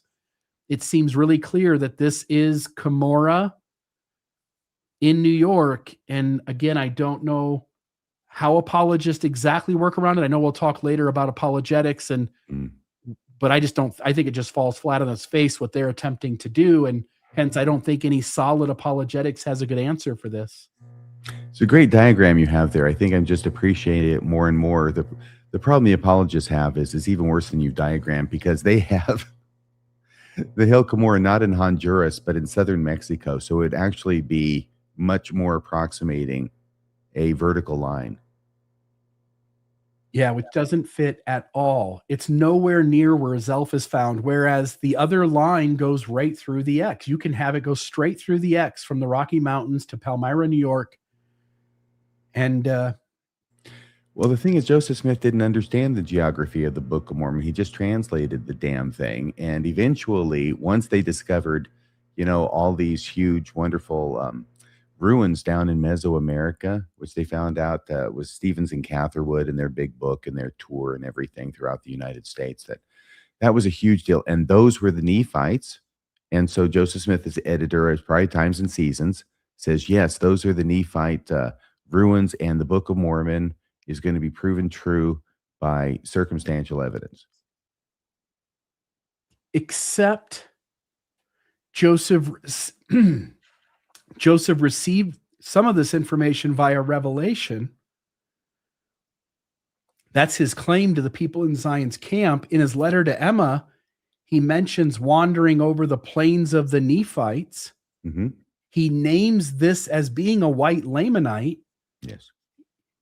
It's a strange thing for an apologist to go, he's just guessing about the geography, but he knows specifically who this person is, who he served under, how he died, injuries he suffered during his life, how tall he is, and several other things about him. But when it comes to the geography, he's just guessing. You make a good point. That's all I can say. I can tell you from Joseph Smith's point of view, the reason that these are the plains of the Nephites over there in Illinois, and this is Zelph, the white Lamanite in Illinois, and the reason that the Mayans' ruins are Nephite is because everything was Nephite. Everything was Lamanite or Jaredite, whether it's found in North America, Central America, or South America. That is the landmass for the Book of Mormon. Yeah. So now we're going to move away from the first and second hand accounts, and we're just going to move into other interesting information in regards to the story.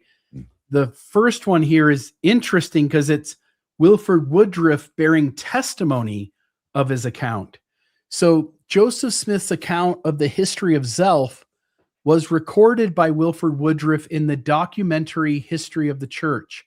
The following is President Woodruff's testimony regarding the truthfulness of that history particularly the events that transpired during Zion's camp. So, in other words, some of what Wilford Woodruff stated happened in Zion's camp was utilized to write about Zion's camp in the history of the church.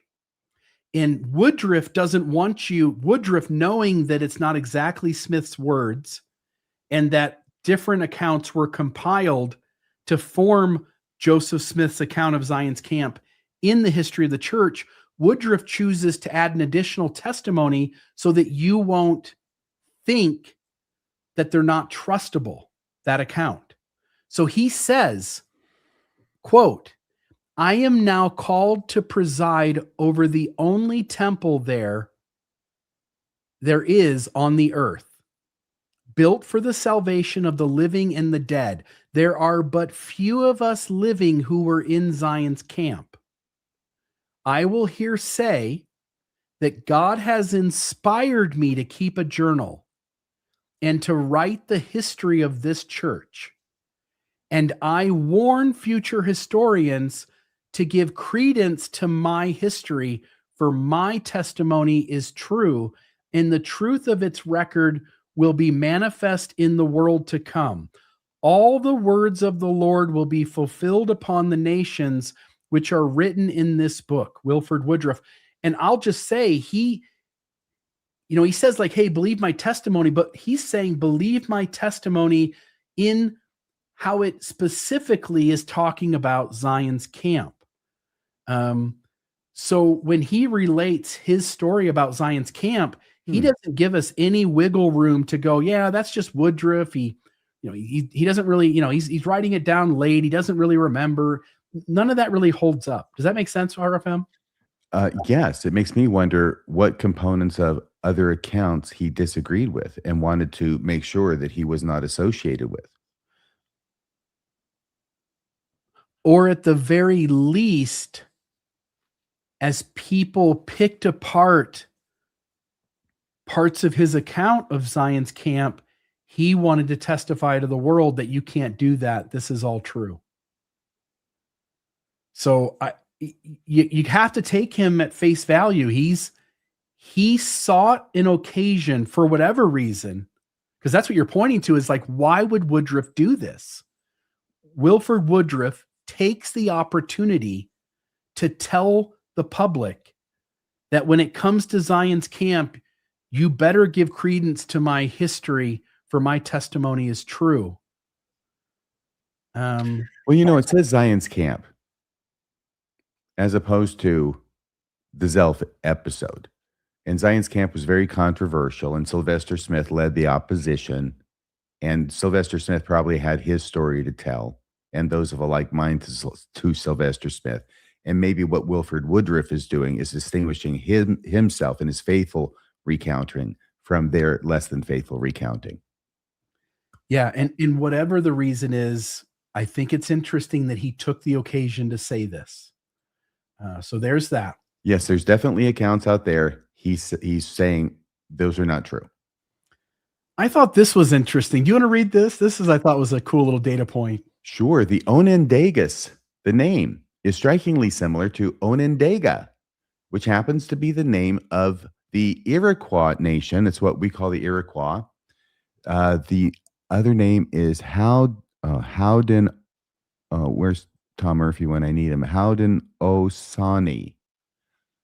The Iroquois nation, indigenous to what is now central New York. Wait, it's not only the name of a Native American tribe, it's one that was central to New York. Yeah. Wow. Okay. While the surviving, isn't that one of the 7 nations? I think so. While the surviving Zelph accounts do not explicitly identify Onandagus with the Onondaga people, the linguistic resemblance raises the possibility that Joseph Smith was drawing upon a familiar Native American name when describing this ancient figure. If so, it provides another potential indication that Smith conceptualized Book of Mormon peoples within the known indigenous geography and history of North America. It's all happening right around where it was that he lived in New York, upstate New York, where the hill Cumorah was not far away. as they are in Illinois finding a skeleton of a Native American named Zelph, who happens to be a Lamanite, and he is fighting under the great commander Onandagus. At the same time, from New York is a tribe of Native Americans that have essentially the same root word, Onondaga. And in fact, it's only 60 miles east of Palmyra, New York, is Onondaga Hill in the major city of Syracuse. Again, you've got Rochester just west of Palmyra. The next big city east would be Syracuse, New York. And 60 miles from Palmyra, New York is Onondaga Hill. And we're supposed to believe that that's just a coincidence. Huh. Right. You know what strikes me? It just suddenly strikes me. I wonder if you're a post-Mormon, if you are a believing Mormon, I want to ask the same question, and I think I would get the same answer, whether you're a believer or not. Do you have any doubt that back in June of 1834, when Joseph Smith talks about Zelph the White Lamanite and the chieftain and the battles and the broken leg and the Onandagus and the prophet, do you have any doubt that Joseph Smith, if given enough time, could tell you all about those battles that Zelph fought in and exactly what it was that transpired that broke his leg and how it was that he recovered from it and how he was taken care of? All the adventures along the way and the prophecies and the preachings and the letters that were written, all the strategies, the military strategies and logistics for all these things, including the last one where he takes it right in the chest. I think that whether you're a believing Mormon or not, you should have no difficulty thinking that Joseph Smith could come up with all of those details for the story of Zelph. And I think that that alone should tell us something about Joseph Smith. Somebody is saying that one of the Finger Lakes is called Onondaga too. I was looking that up just now, and I don't see that. I'm going to zoom in here on some geography and see. Yeah, we went right down by one of the Finger Lakes from Palmyra down to Harmony, and that goes past the Whitmer home, which is down between a couple of the Finger Lakes. I don't remember their names, but Onondaga as one of the names of the 7 tribes, yeah, I think that seals it, regardless of whether it's one of the many waters. But, the point being is that Smith did call it, again, in the Book of Mormon, it's referred to as the land of many waters, and that would make sense. So I'm just looking. I'm going to put this up on the screen because I like to be accurate. I don't want to say something is the case if it's not. I'm going to put view here. The graphic's pretty blurry, but it looks like Osco Lake, Scana something Lake, Owasco Lake, Cayuga Lake, Seneca, Kuke Lake, Canandaigua. So it might be what they're referring to, sort of similar to Onondaga, but Canandaigua. That's the closest one I think you're going to find there. Yeah, all the 4 others are definitely not that. So I don't know that that's accurate. But anyway, I think that was interesting. So yes, to your question, by the way, you said in 1834, could Joseph Smith tell you all these stories about this Native American and the wars he fought in? Sure. Also in 1834, for the believers, do you not think Joseph Smith was familiar with the Onondaga tribe, Onondaga Hill, or other things in the area that carried the Native American root word of Onondaga? Of course he did. Can I tell you one other thing as long as we're talking geography? Look at those Finger Lakes. We drove past one. By we, I mean Randy and I. It's just absolutely gorgeous. Gorgeous country. I've talked about it enough. But all these Finger Lakes, there's all these swamps and areas because there's so much water. You got Great Lakes all over here. You got the Erie Canal. And where'd the water come to fill up the Erie Canal? Well, it's prevalent throughout. And you can see how wonderful it is with all the waters and the lakes and the Finger Lakes and the Great Lakes throughout this area. And right over there in that left circle is Palmyra, right? And where's Cumorah? It's right there, isn't it? I mean, it's within the red circle, isn't it? Yeah. Okay, so can we just talk about the Book of Mormon in the Book of Mormon, and by which I mean Mormon chapter 6, because this is what the Book of Mormon says about the hill Cumorah. Chapter 6, verse 4. And it came to pass that we did march forth to the land of Cumorah, and we did pitch our tents round about the hill Cumorah, and it was in a land of many waters, rivers, and fountains. That's how they describe the hill Cumorah, in a land of many waters, rivers, and fountains. And it could not more accurately describe the New York, the Cumorah of today, as well as the Cumorah of Joseph Smith's day. Doesn't the Book of Mormon also use the word Oneida? Oh, Will it you could. I think there's a place. I'll look and see. Okay. Yeah, the reason I say that, the viewer was right, by the way. So you'll see me zoom in What? here. This is New York. This is Liverpool, New York.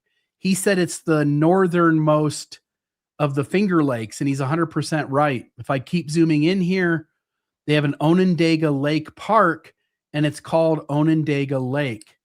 And so there's Onandaga. that. Oh, But I then, see. but then just northeast, where did I see it? Just northeast, you have Oneida Lake. And I was thinking Oneida was a Book of Mormon word as well. Well, it is, but it's Onidah.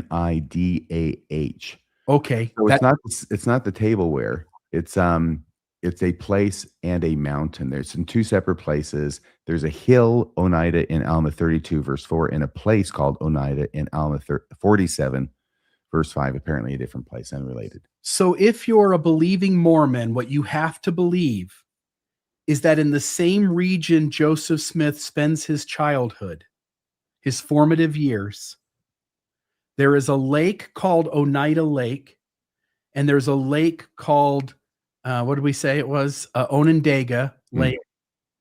And just so happens that those two words, even if the spelling is different, the pronunciation of those two words also happens to show up in ancient Nephite Lamanite history.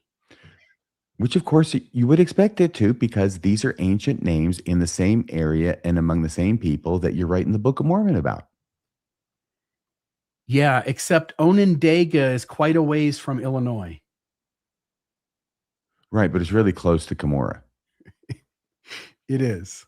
But I mean, if we zoom out again, Illinois, Illinois, if you see my cursor, Illinois to Onondaga, that's a fair walking journey there. I think it's a fair journey, and I think that it's indicated. Now, this is obviously speculation, but others have noted that there's no overlap between either of these two characters, Zelph or Onandaga, or anything Joseph Smith says about these bones that overlaps with the Book of Mormon. There's no connection between the two. So it's almost like he's indicating he recognizes it's a fur piece. And so it's other people who are out there doing the same kind of thing as the Book of Mormon characters back in New York. Right. So Onondaga, the great commander in Illinois, was named after Onondaga, the old word from New York. Well, I think Joseph Smith is not as up to speed on the Native American names prevalent in Illinois. He's just passing through at this point. If you're a Heartlander, you've been putting so many feathers in your cap tonight. I just want you to know that. So anyway, there's Onondaga, only 60 miles east of Palmyra. Oneida's just a little further east, another 20 miles. There's that. Look at all the many waters you have to pass in order to get there. The land of many waters. That's so true. All right, let me skip to the next slide here and pull it up on my side on my monitor. So this was cool. This was what we were talking about at the beginning, all this that went into finding this hill, the identification of the so-called Zelph mound, as what it's officially called is Naples Russell Mound number 8, and it's abbreviated as RN8, rest on matching the contemporary Zion's camp descriptions with the physical landscape along the Illinois River. The accounts describe the camp crossing the Illinois River, visiting a prominent mound on the bluff, roughly a mile from the crossing, and then By the way, I want to stop here and just say, because I can't leave it alone. Lehi and Nephi were such a small little piece of the Asian population here. And yet somehow all of those Asian people go, the hell with it. Let's assimilate into this Nephite group, in this Lamanite group, and let's fight their battles. Let's fight it to the point where we send millions, if not hundreds of thousands, if not millions, to fight their battles for them. You really do got to believe a lot of irrational, absurd tangents in order for all of this to be true in a coherent, cohesive story. Well, like the poem goes, things fall apart, the sinner cannot hold, mere anarchy is loosed upon the world. Yeah.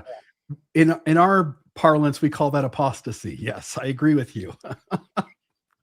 Okay, lest I digress, I'll go back to this.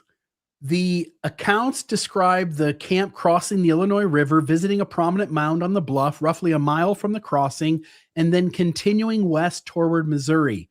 Historians reconstructed Zion Camp's route and found the Naples-Russell Mound number 8 about a mile south of modern Valley City in Pike County. It fits those geographical descriptions particularly well. The mound sits prominently above the river and near the historic route followed by the camp. The identification received considerably stronger support when professional archaeologists investigated the site. Archaeologist Kenneth B. Farnsworth of the Illinois State Archaeological Survey compared the 19th century descriptions of the 1834 excavation with modern archaeological work at RN8.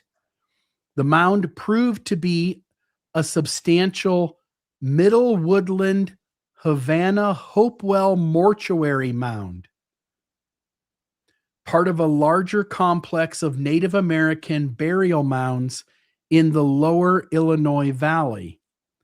Archaeological investigation also found areas of earlier disturbance consistent with 19th century digging. Farnsworth's peer-reviewed study specifically treats the 1834 Zion's Camp excavation as one of the earliest historically recorded excavations of Naples-Russell Mound number 8. The archaeology therefore provides a fairly strong identification of where the Zelph incident occurred, but it does not archaeologically identify a particular skeleton as Zelph. It's the one without any legs. Just a hint, okay? Just a mortal flesh wound. The bones uncovered by Zion's Camp are no longer available for scientific testing, so there has been no DNA or radiocarbon test establishing the identity or age of those particular remains. So not available. They are gone. Nobody knows where they are. Unfalsifiable, in other words, right? They got lost. What archaeology establishes is that the location described in the 1834 witnesses, their accounts, corresponds closely to RN8, and that RN8 really is an ancient Native American burial mound associated with the Hopewell tradition. The site is today located within the Ray Norbit State Fish and Wildlife Area at approximately, and it gives the coordinates. I want to just at least say here,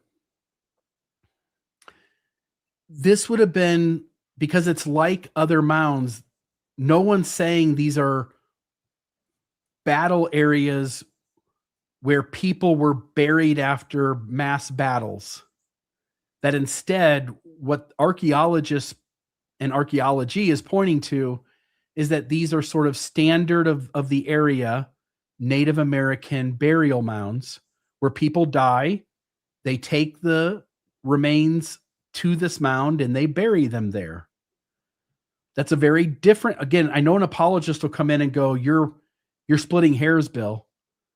But it seems to me to be a very different thing from like, hey, we had a giant battle and thousands of us died, and let's just all put them all here. That doesn't seem like the same thing. Does it to you? No, I'm sure the entire country was one round of revolution during this time period in Nephite history. Yes. In other words, here's another moment where, yeah, if you really want to believe, you can go like, you don't know. And you're right. I don't. But this seems like one more data point in the story where it's like, that wasn't what Joseph Smith said it was. So anyway, there's that. You'll see too the enzyme. By the way, I thought this was interesting. The Ensign Peak Foundation. Yes. That's the same name of the entity that created 13 dummy companies and maintains the church's wealth in escrow. Technically, Ensign Peak Advisors. That makes all the difference. This is the foundation, not the advisors. And this is the the foundation, that did the archaeology in this place. And so it just goes on and tells you some things there. But I thought that was interesting. Let's put a that Farnsworth is a name that goes back in Mormonism associated with archaeology too. Dewey Farnsworth. And I was trying to find a connection between Dewey Farnsworth and the guy who did this investigation and wrote this paper, who was called what Farnsworth? Kenneth B. Yeah. This was a AI image I created, but it was supposed to sort of look like a photograph had been taken at the time. Of course, Mormons weren't that nicely dressed. This is this is the erudites among the Mormons. But there's a picture of a skeleton with an arrow in it. I don't see anything about a leg bone there being sort of broken and mended. But he is missing some teeth, although he has more than one. Yeah, well, that's AI for you. Yeah, there's that. It doesn't get the story quite right. Take us through things you found. It made me think of a few things. First off, can I just return to this emotional pull the story has for me of confusion, bewilderment, and what the hell am I doing in this? I mean, this church, and I'm reading an academic paper about a story that is so bonkers as to beggar belief. But I'm kind of tied up in it now. It's been over 10 years. I've been on a mission. I've been married in a temple. I've got a kid under the belt.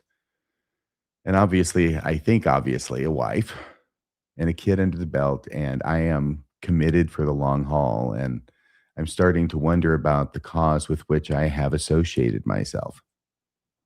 But that's okay, because this is only during a brief period of time between taking the bar at the end of July of 1989 and getting the results in October. It's during this limbo where I have no idea what I'm going to be doing with my future in the short term, because before I interview for a job as a lawyer, I better have a law license. And I don't know that until the results of the bar come back. So I'm living with in-laws with my wife and little daughter, and clerking half-time and spending the rest of the time studying about Mormonism. And this was one of the articles that I read. Okay, and it's making me feel the same way.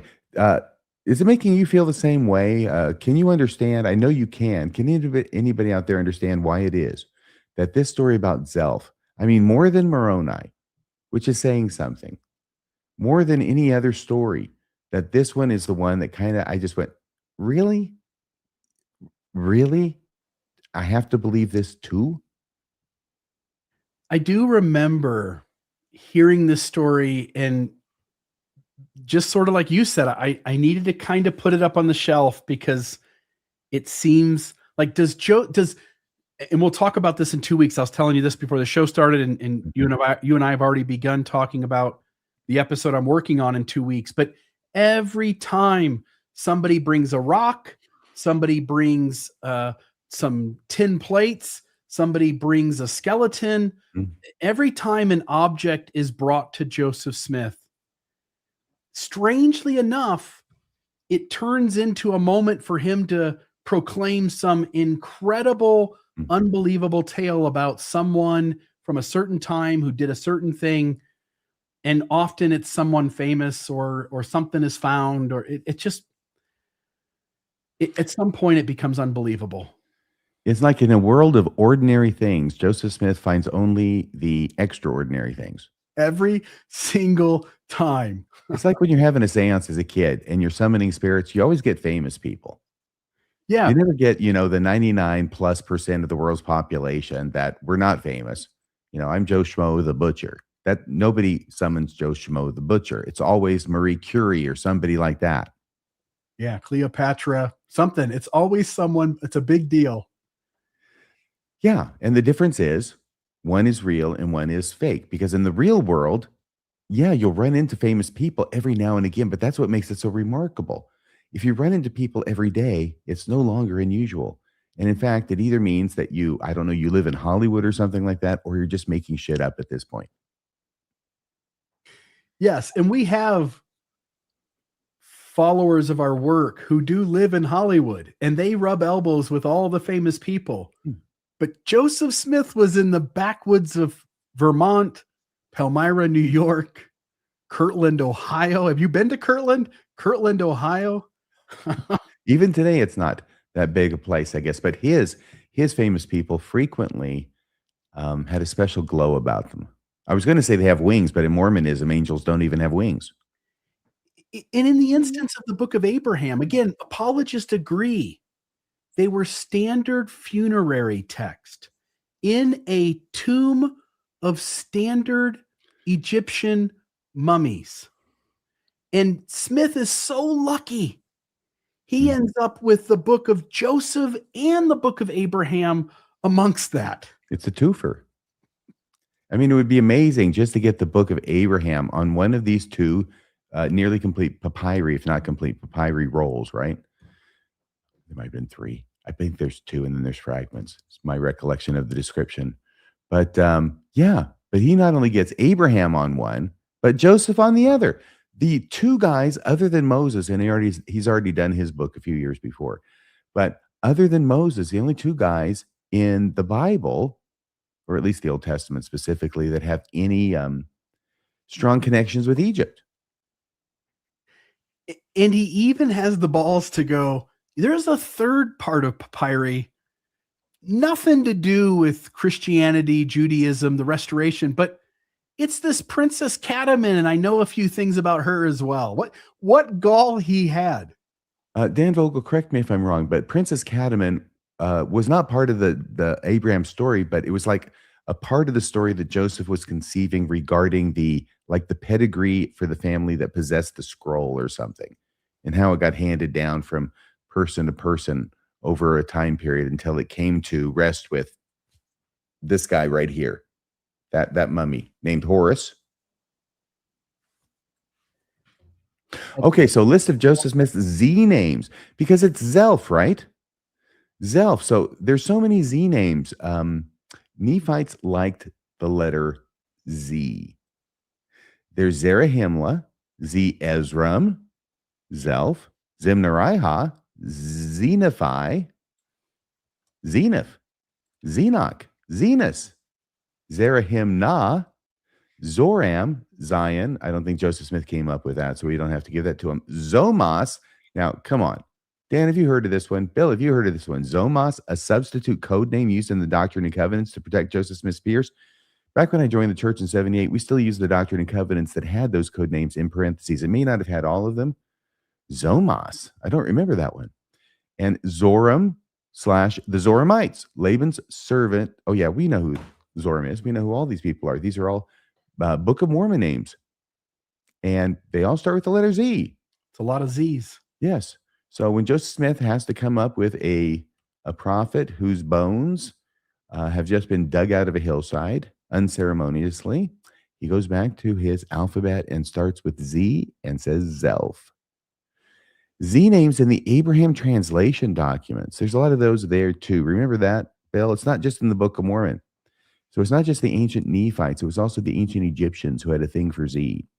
When Joseph Smith, W.W. Phelps, and Oliver Cowdery began working on the Egyptian papyri in Kirtland, Ohio, 1835, the year after Science Camp and Zelph bones being discovered, They produced a set of manuscripts known as the Kirtland Egyptian Papers. This includes the Egyptian alphabet and the grammar and alphabet of the Egyptian language. The point of this is that they're coming up with, Joseph Smith is coming up with words that he's claiming to be ancient Egyptian.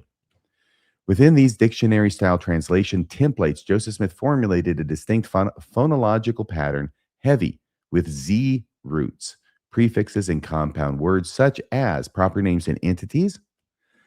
You want to try these, Bill? And can you read the descriptions too? Because I think we're maybe not as familiar with these words as we are with the Z names in the Book of Mormon. Zibna, an idolatrous deity mentioned in the early draft manuscripts of the Book of Abraham, later published as Libna. It was originally Zibna. Why? Okay. I'm wondering why a prophet receiving revelation by the gift and power of God needs to change the spelling at all, but there was some controversy over the song Zippity Zibna, I think. Or is it Zippity Zibna? That was it. Zippity Zibna, Zippity A. Z, defined in the Gale as a virgin or unmarried female. Yes, Z means that. Ziupah, Zioophaah, defined specifically as an unmarried woman, a virgin princess. So it's Ziupah is also related to the word Z. Well, apparently Upah has to do with princess, since Z by itself means everything. It means a virgin or an unmarried female, and Ziupah means the same thing plus princess. And then there's Zipz, Z.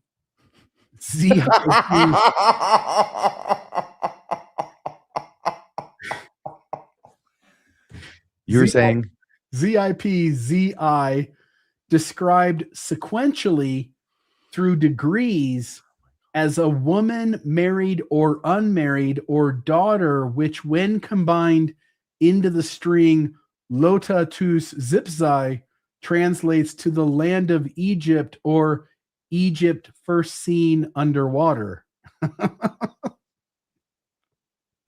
Believers out there, do you really believe that? And believers out there, do you notice that this is talking about stuff that's actually in the Book of Abraham? When Egypt was first discovered, it was discovered, remember, it was underwater, it was discovered by a woman.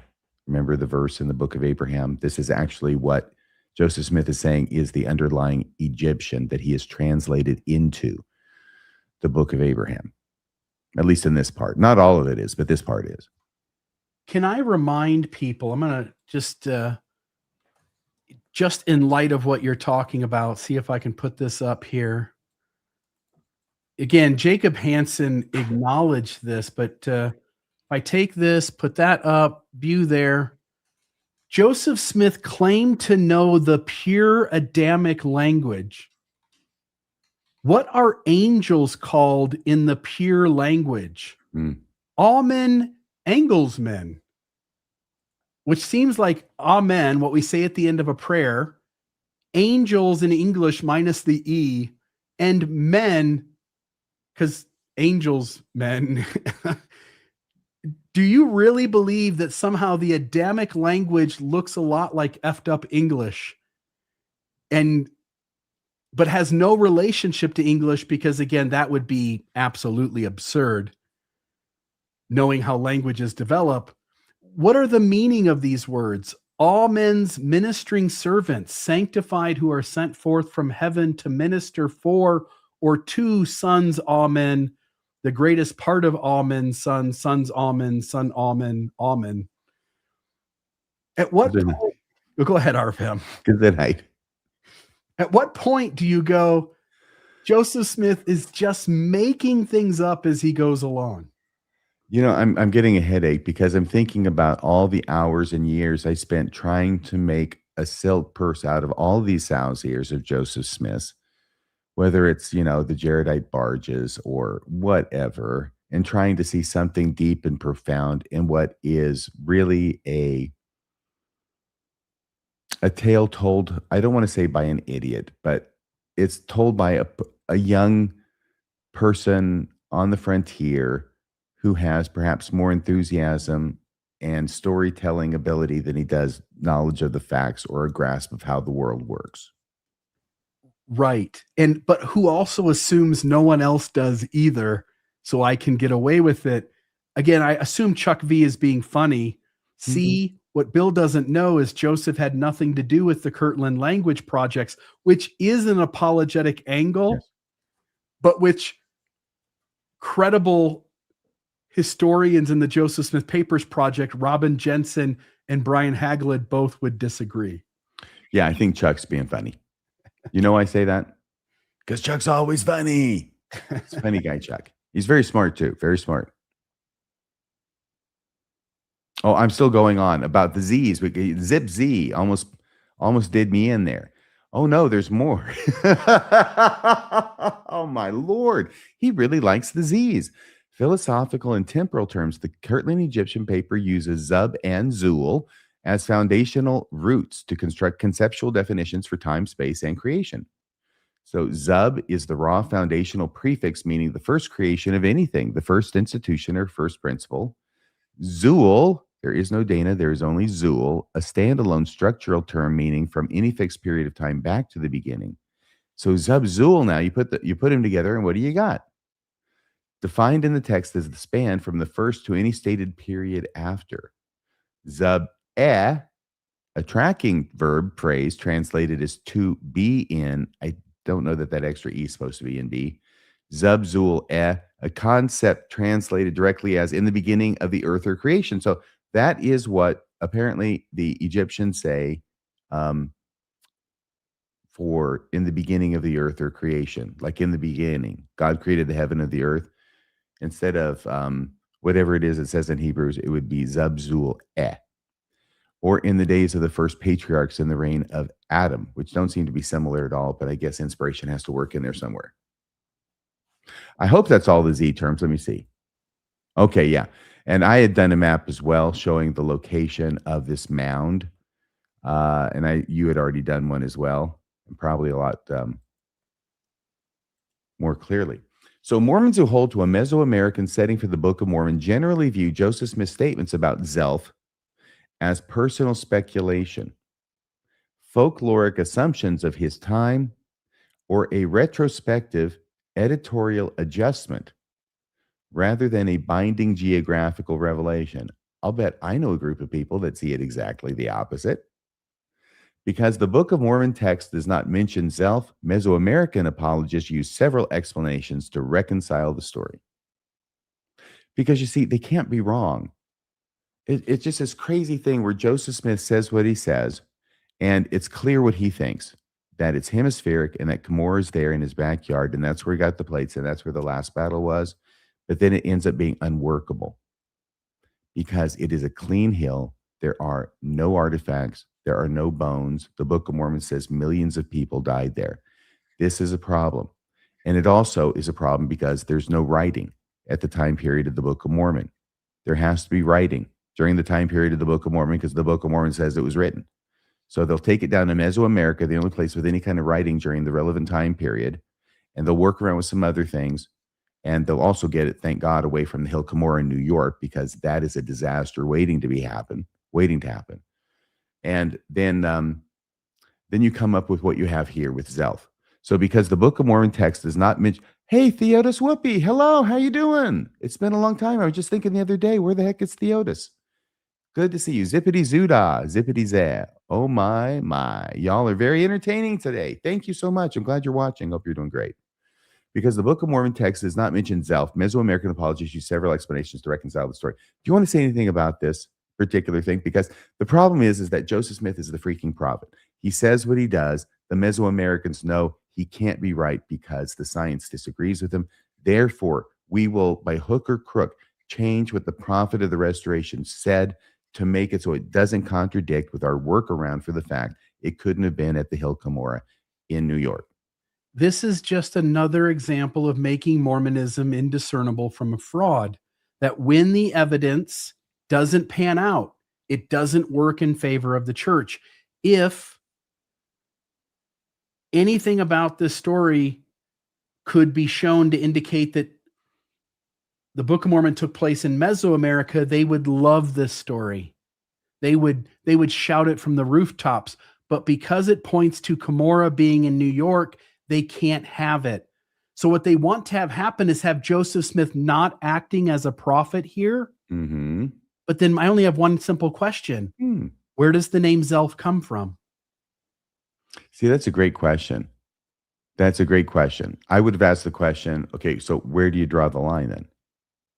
When is he not acting under revelation from God when he thinks he is? But I think yours is really to the point. Where does the name Zelph come from? Because if it didn't come from revelation, he's making it up. What parts of the revelation that likely occurred here, by the way, a revelation occurred and several points can't really be argued. If we take what we think is the complete revelation of what was said, yes, you would need the apologist to go, no, I want that part to be revelation. Otherwise, Joseph Smith's a false prophet for declaring this is Zelph and it isn't. So I need that to be true. But when he gets into geography in those moments, I need him to be not acting as a prophet so I don't have to deal with the consequences that Cumorah has to be in New York. And who gives you permission to pick and choose where you parse it and split it? And the only reason you're splitting it where you do is because the parts you want to be not a prophet are the parts that don't add up to the conclusion you want. So you're working backwards. You're doing the very thing that Carrie Molstein does, and it's not how critical thinkers work. Some of us, when we get to the point of recognition that Carrie Molstein has arrived at, quit the business altogether. Yeah, that's called integrity. Oh, thank you. Oh, there's more. Prophet versus seer speculation. Oh, this is how it goes. This is how the Mesoamericans make sense of it, right? Joseph Smith, he's just giving a spontaneous opinion. Apologists argue Joseph Smith was expressing a personal opinion or impression while viewing an ancient mound during the 1834 Zion's Camp March in Illinois, rather than receiving a formal canonized revelation. We know it wasn't canonized, but of course they're going to lean on that. No, it wasn't written down. It wasn't presented at general conference. Everybody didn't raise their hand. Therefore, Joseph Smith can say whatever he wants, and it's not going to mean he's a false prophet. But it's not only Zelph, it's also Onandagus. Mm-hmm. It's also the land of desolation. You have to deal with the fact that Smith is imposing on the people of Zion's camp that he knows things that are not able to be known by natural means. Yes. But it was just his opinion. Or it was an assumption. An opinion or an assumption. We'll give you a choice. How do you make an assumption of a name Zelph, Onandagus, in a land of desolation? These are all very good points, but ones which the apologists will never answer directly. So they can do the hemispheric assumption model. Early Latter-day Saints commonly believe the Book of Mormon events span the entire Western Hemisphere. That's true. It's also true today. Joseph Smith and his contemporaries naturally assumed any Native American remains found in North America belonged to Lamanites. So, of course, he's going to say, hey, this belonged to a Lamanite, and his name was Zelph, and he was a great chieftain, and all the other things that he said about him, right? Editorial and textual nuance. They'll also say there was posthumous editing.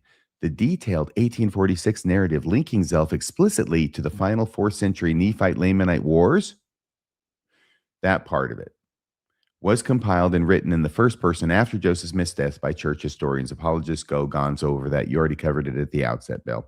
Raising questions about whether Smith actually dictated those specific geographical connections. This is one of the things that dogs church history. The church history is that Joseph Smith wrote so little and dictated so much and had other people review documents and do things, which later on he presumably approved and corrected, we know, on a number of occasions. But ultimately, we have a very lengthy multi-volume document in the history of the church that anything that's in there that you don't like, you can blame it on the scribes, and anything you do like, you can give the credit to Joseph Smith.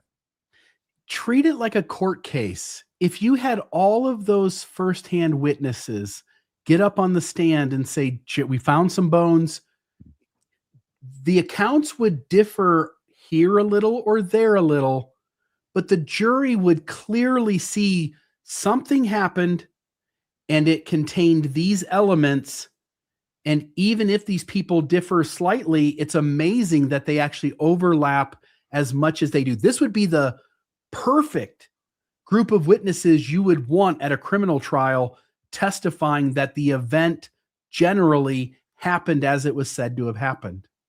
Let me propose a case to you. Let me propose a criminal case where, let's say it's Joseph Smith, or let's say the people at Zion's Camp. Zion's Camp generally, okay, even though that's iffy in a criminal case, bear with me on this for purposes of this hypothetical, that they get charged with violating human remains. That there's a statute, they get charged with violating human remains. 7 witnesses come to the stand. They testify as follows. I don't think anybody would have any problem finding that they had violated human remains if there had been such a statute back at the time. Beyond a reasonable doubt. Yes. So the post humus editing, this is the reason why Wilford Woodruff's quote is important, because he's saying, you don't get to dismiss me. What I put about Zion's Camp was true.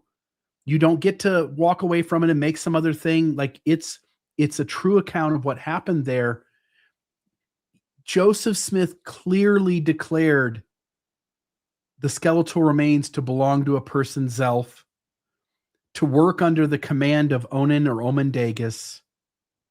He clearly mentioned the land of desolation. Like to get away from that requires that these other witnesses just made up a thing that overlaps each other, when really it only makes sense to come out of the mouth of Joseph. No one else has the right to declare this information via revelation other than Joseph Smith. The fact that these accounts together are indisputable, that this happened, is why it is that the apologists have to go to these other theories to explain them away. I'm not aware of any apologist who has tried to say, oh, well, they're all just making this up. This never happened. Instead, it's Joseph Smith, it's his opinion. You know, they're agreeing with the fact, I think, at the outset that Joseph Smith said something along these lines, which, if true, is going to cause trouble for the Mesoamerican. So they come up with these defenses. But I'm not aware of any of them saying he never said it at all. Right. You need it.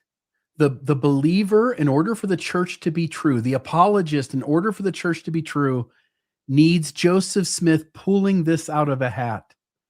No pun intended. When it's clearly things he could only know via revelation. Yeah.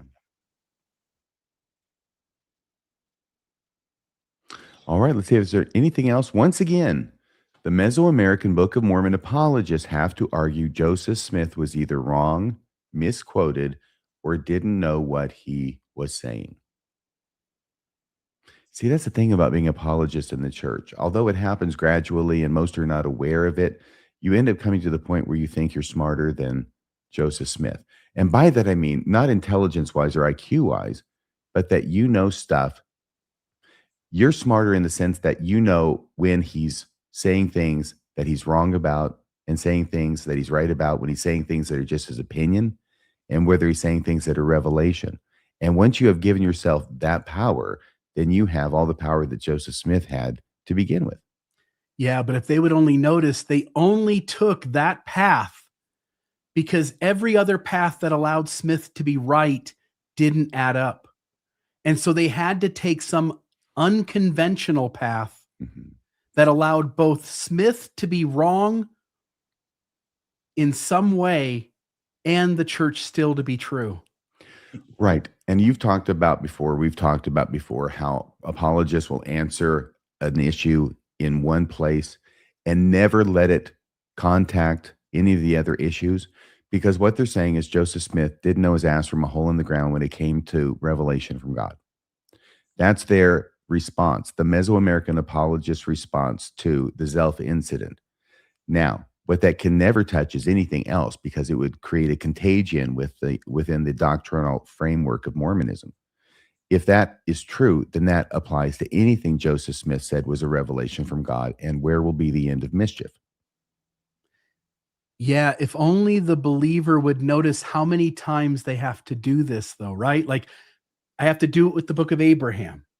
I have to do it with certain 19th century material in the Book of Mormon. I have to do it with Zelph and the Book of Mormon geography. I have to do it with the hill Cumorah specifically. I have to do it with the, again, we could say the Adamic language. I have to do it with treasure digging. You have to do it so many times in Mormonism, where the Kirtland Safety Society Bank, you have to come up every time Joseph looks like he failed, contradicted himself, the church isn't true. You have to create some new path that apologists have cut down the brush over to create a walking path through, to make room that the church is both true and Joseph Smith looks like a dipstick. Well, when it comes to apologists, it's better that Joseph Smith look like a dipstick than that they look like one. Yeah. Boy, oh boy. Okay. Well, there's that. So let me see here. Done? Yes, there's the final slide, which is the same as the first slide. Zelph, the white Lamanite, digging up bones. Well, that was a ton of fun. Folks, please, if you enjoyed tonight's episode, you chuckled along with Radio Free Mormon, you laughed with me, please go to mormonismlive.org. Please click the donate button. We deeply need your donations to do the work that we do here. RFM and I spend countless hours every week putting out multiple pieces of content to inform you, to entertain you, to help you along on your faith journey. Would you please do us the giant favor of going to mormonismlive.org, click the donate button, send something small, $5 a month, $10 a month. A recurring donation is so helpful to us. If you can do more, and some of you can, please consider doing more. And for everybody out there who is a regular donor to the podcast, thank you.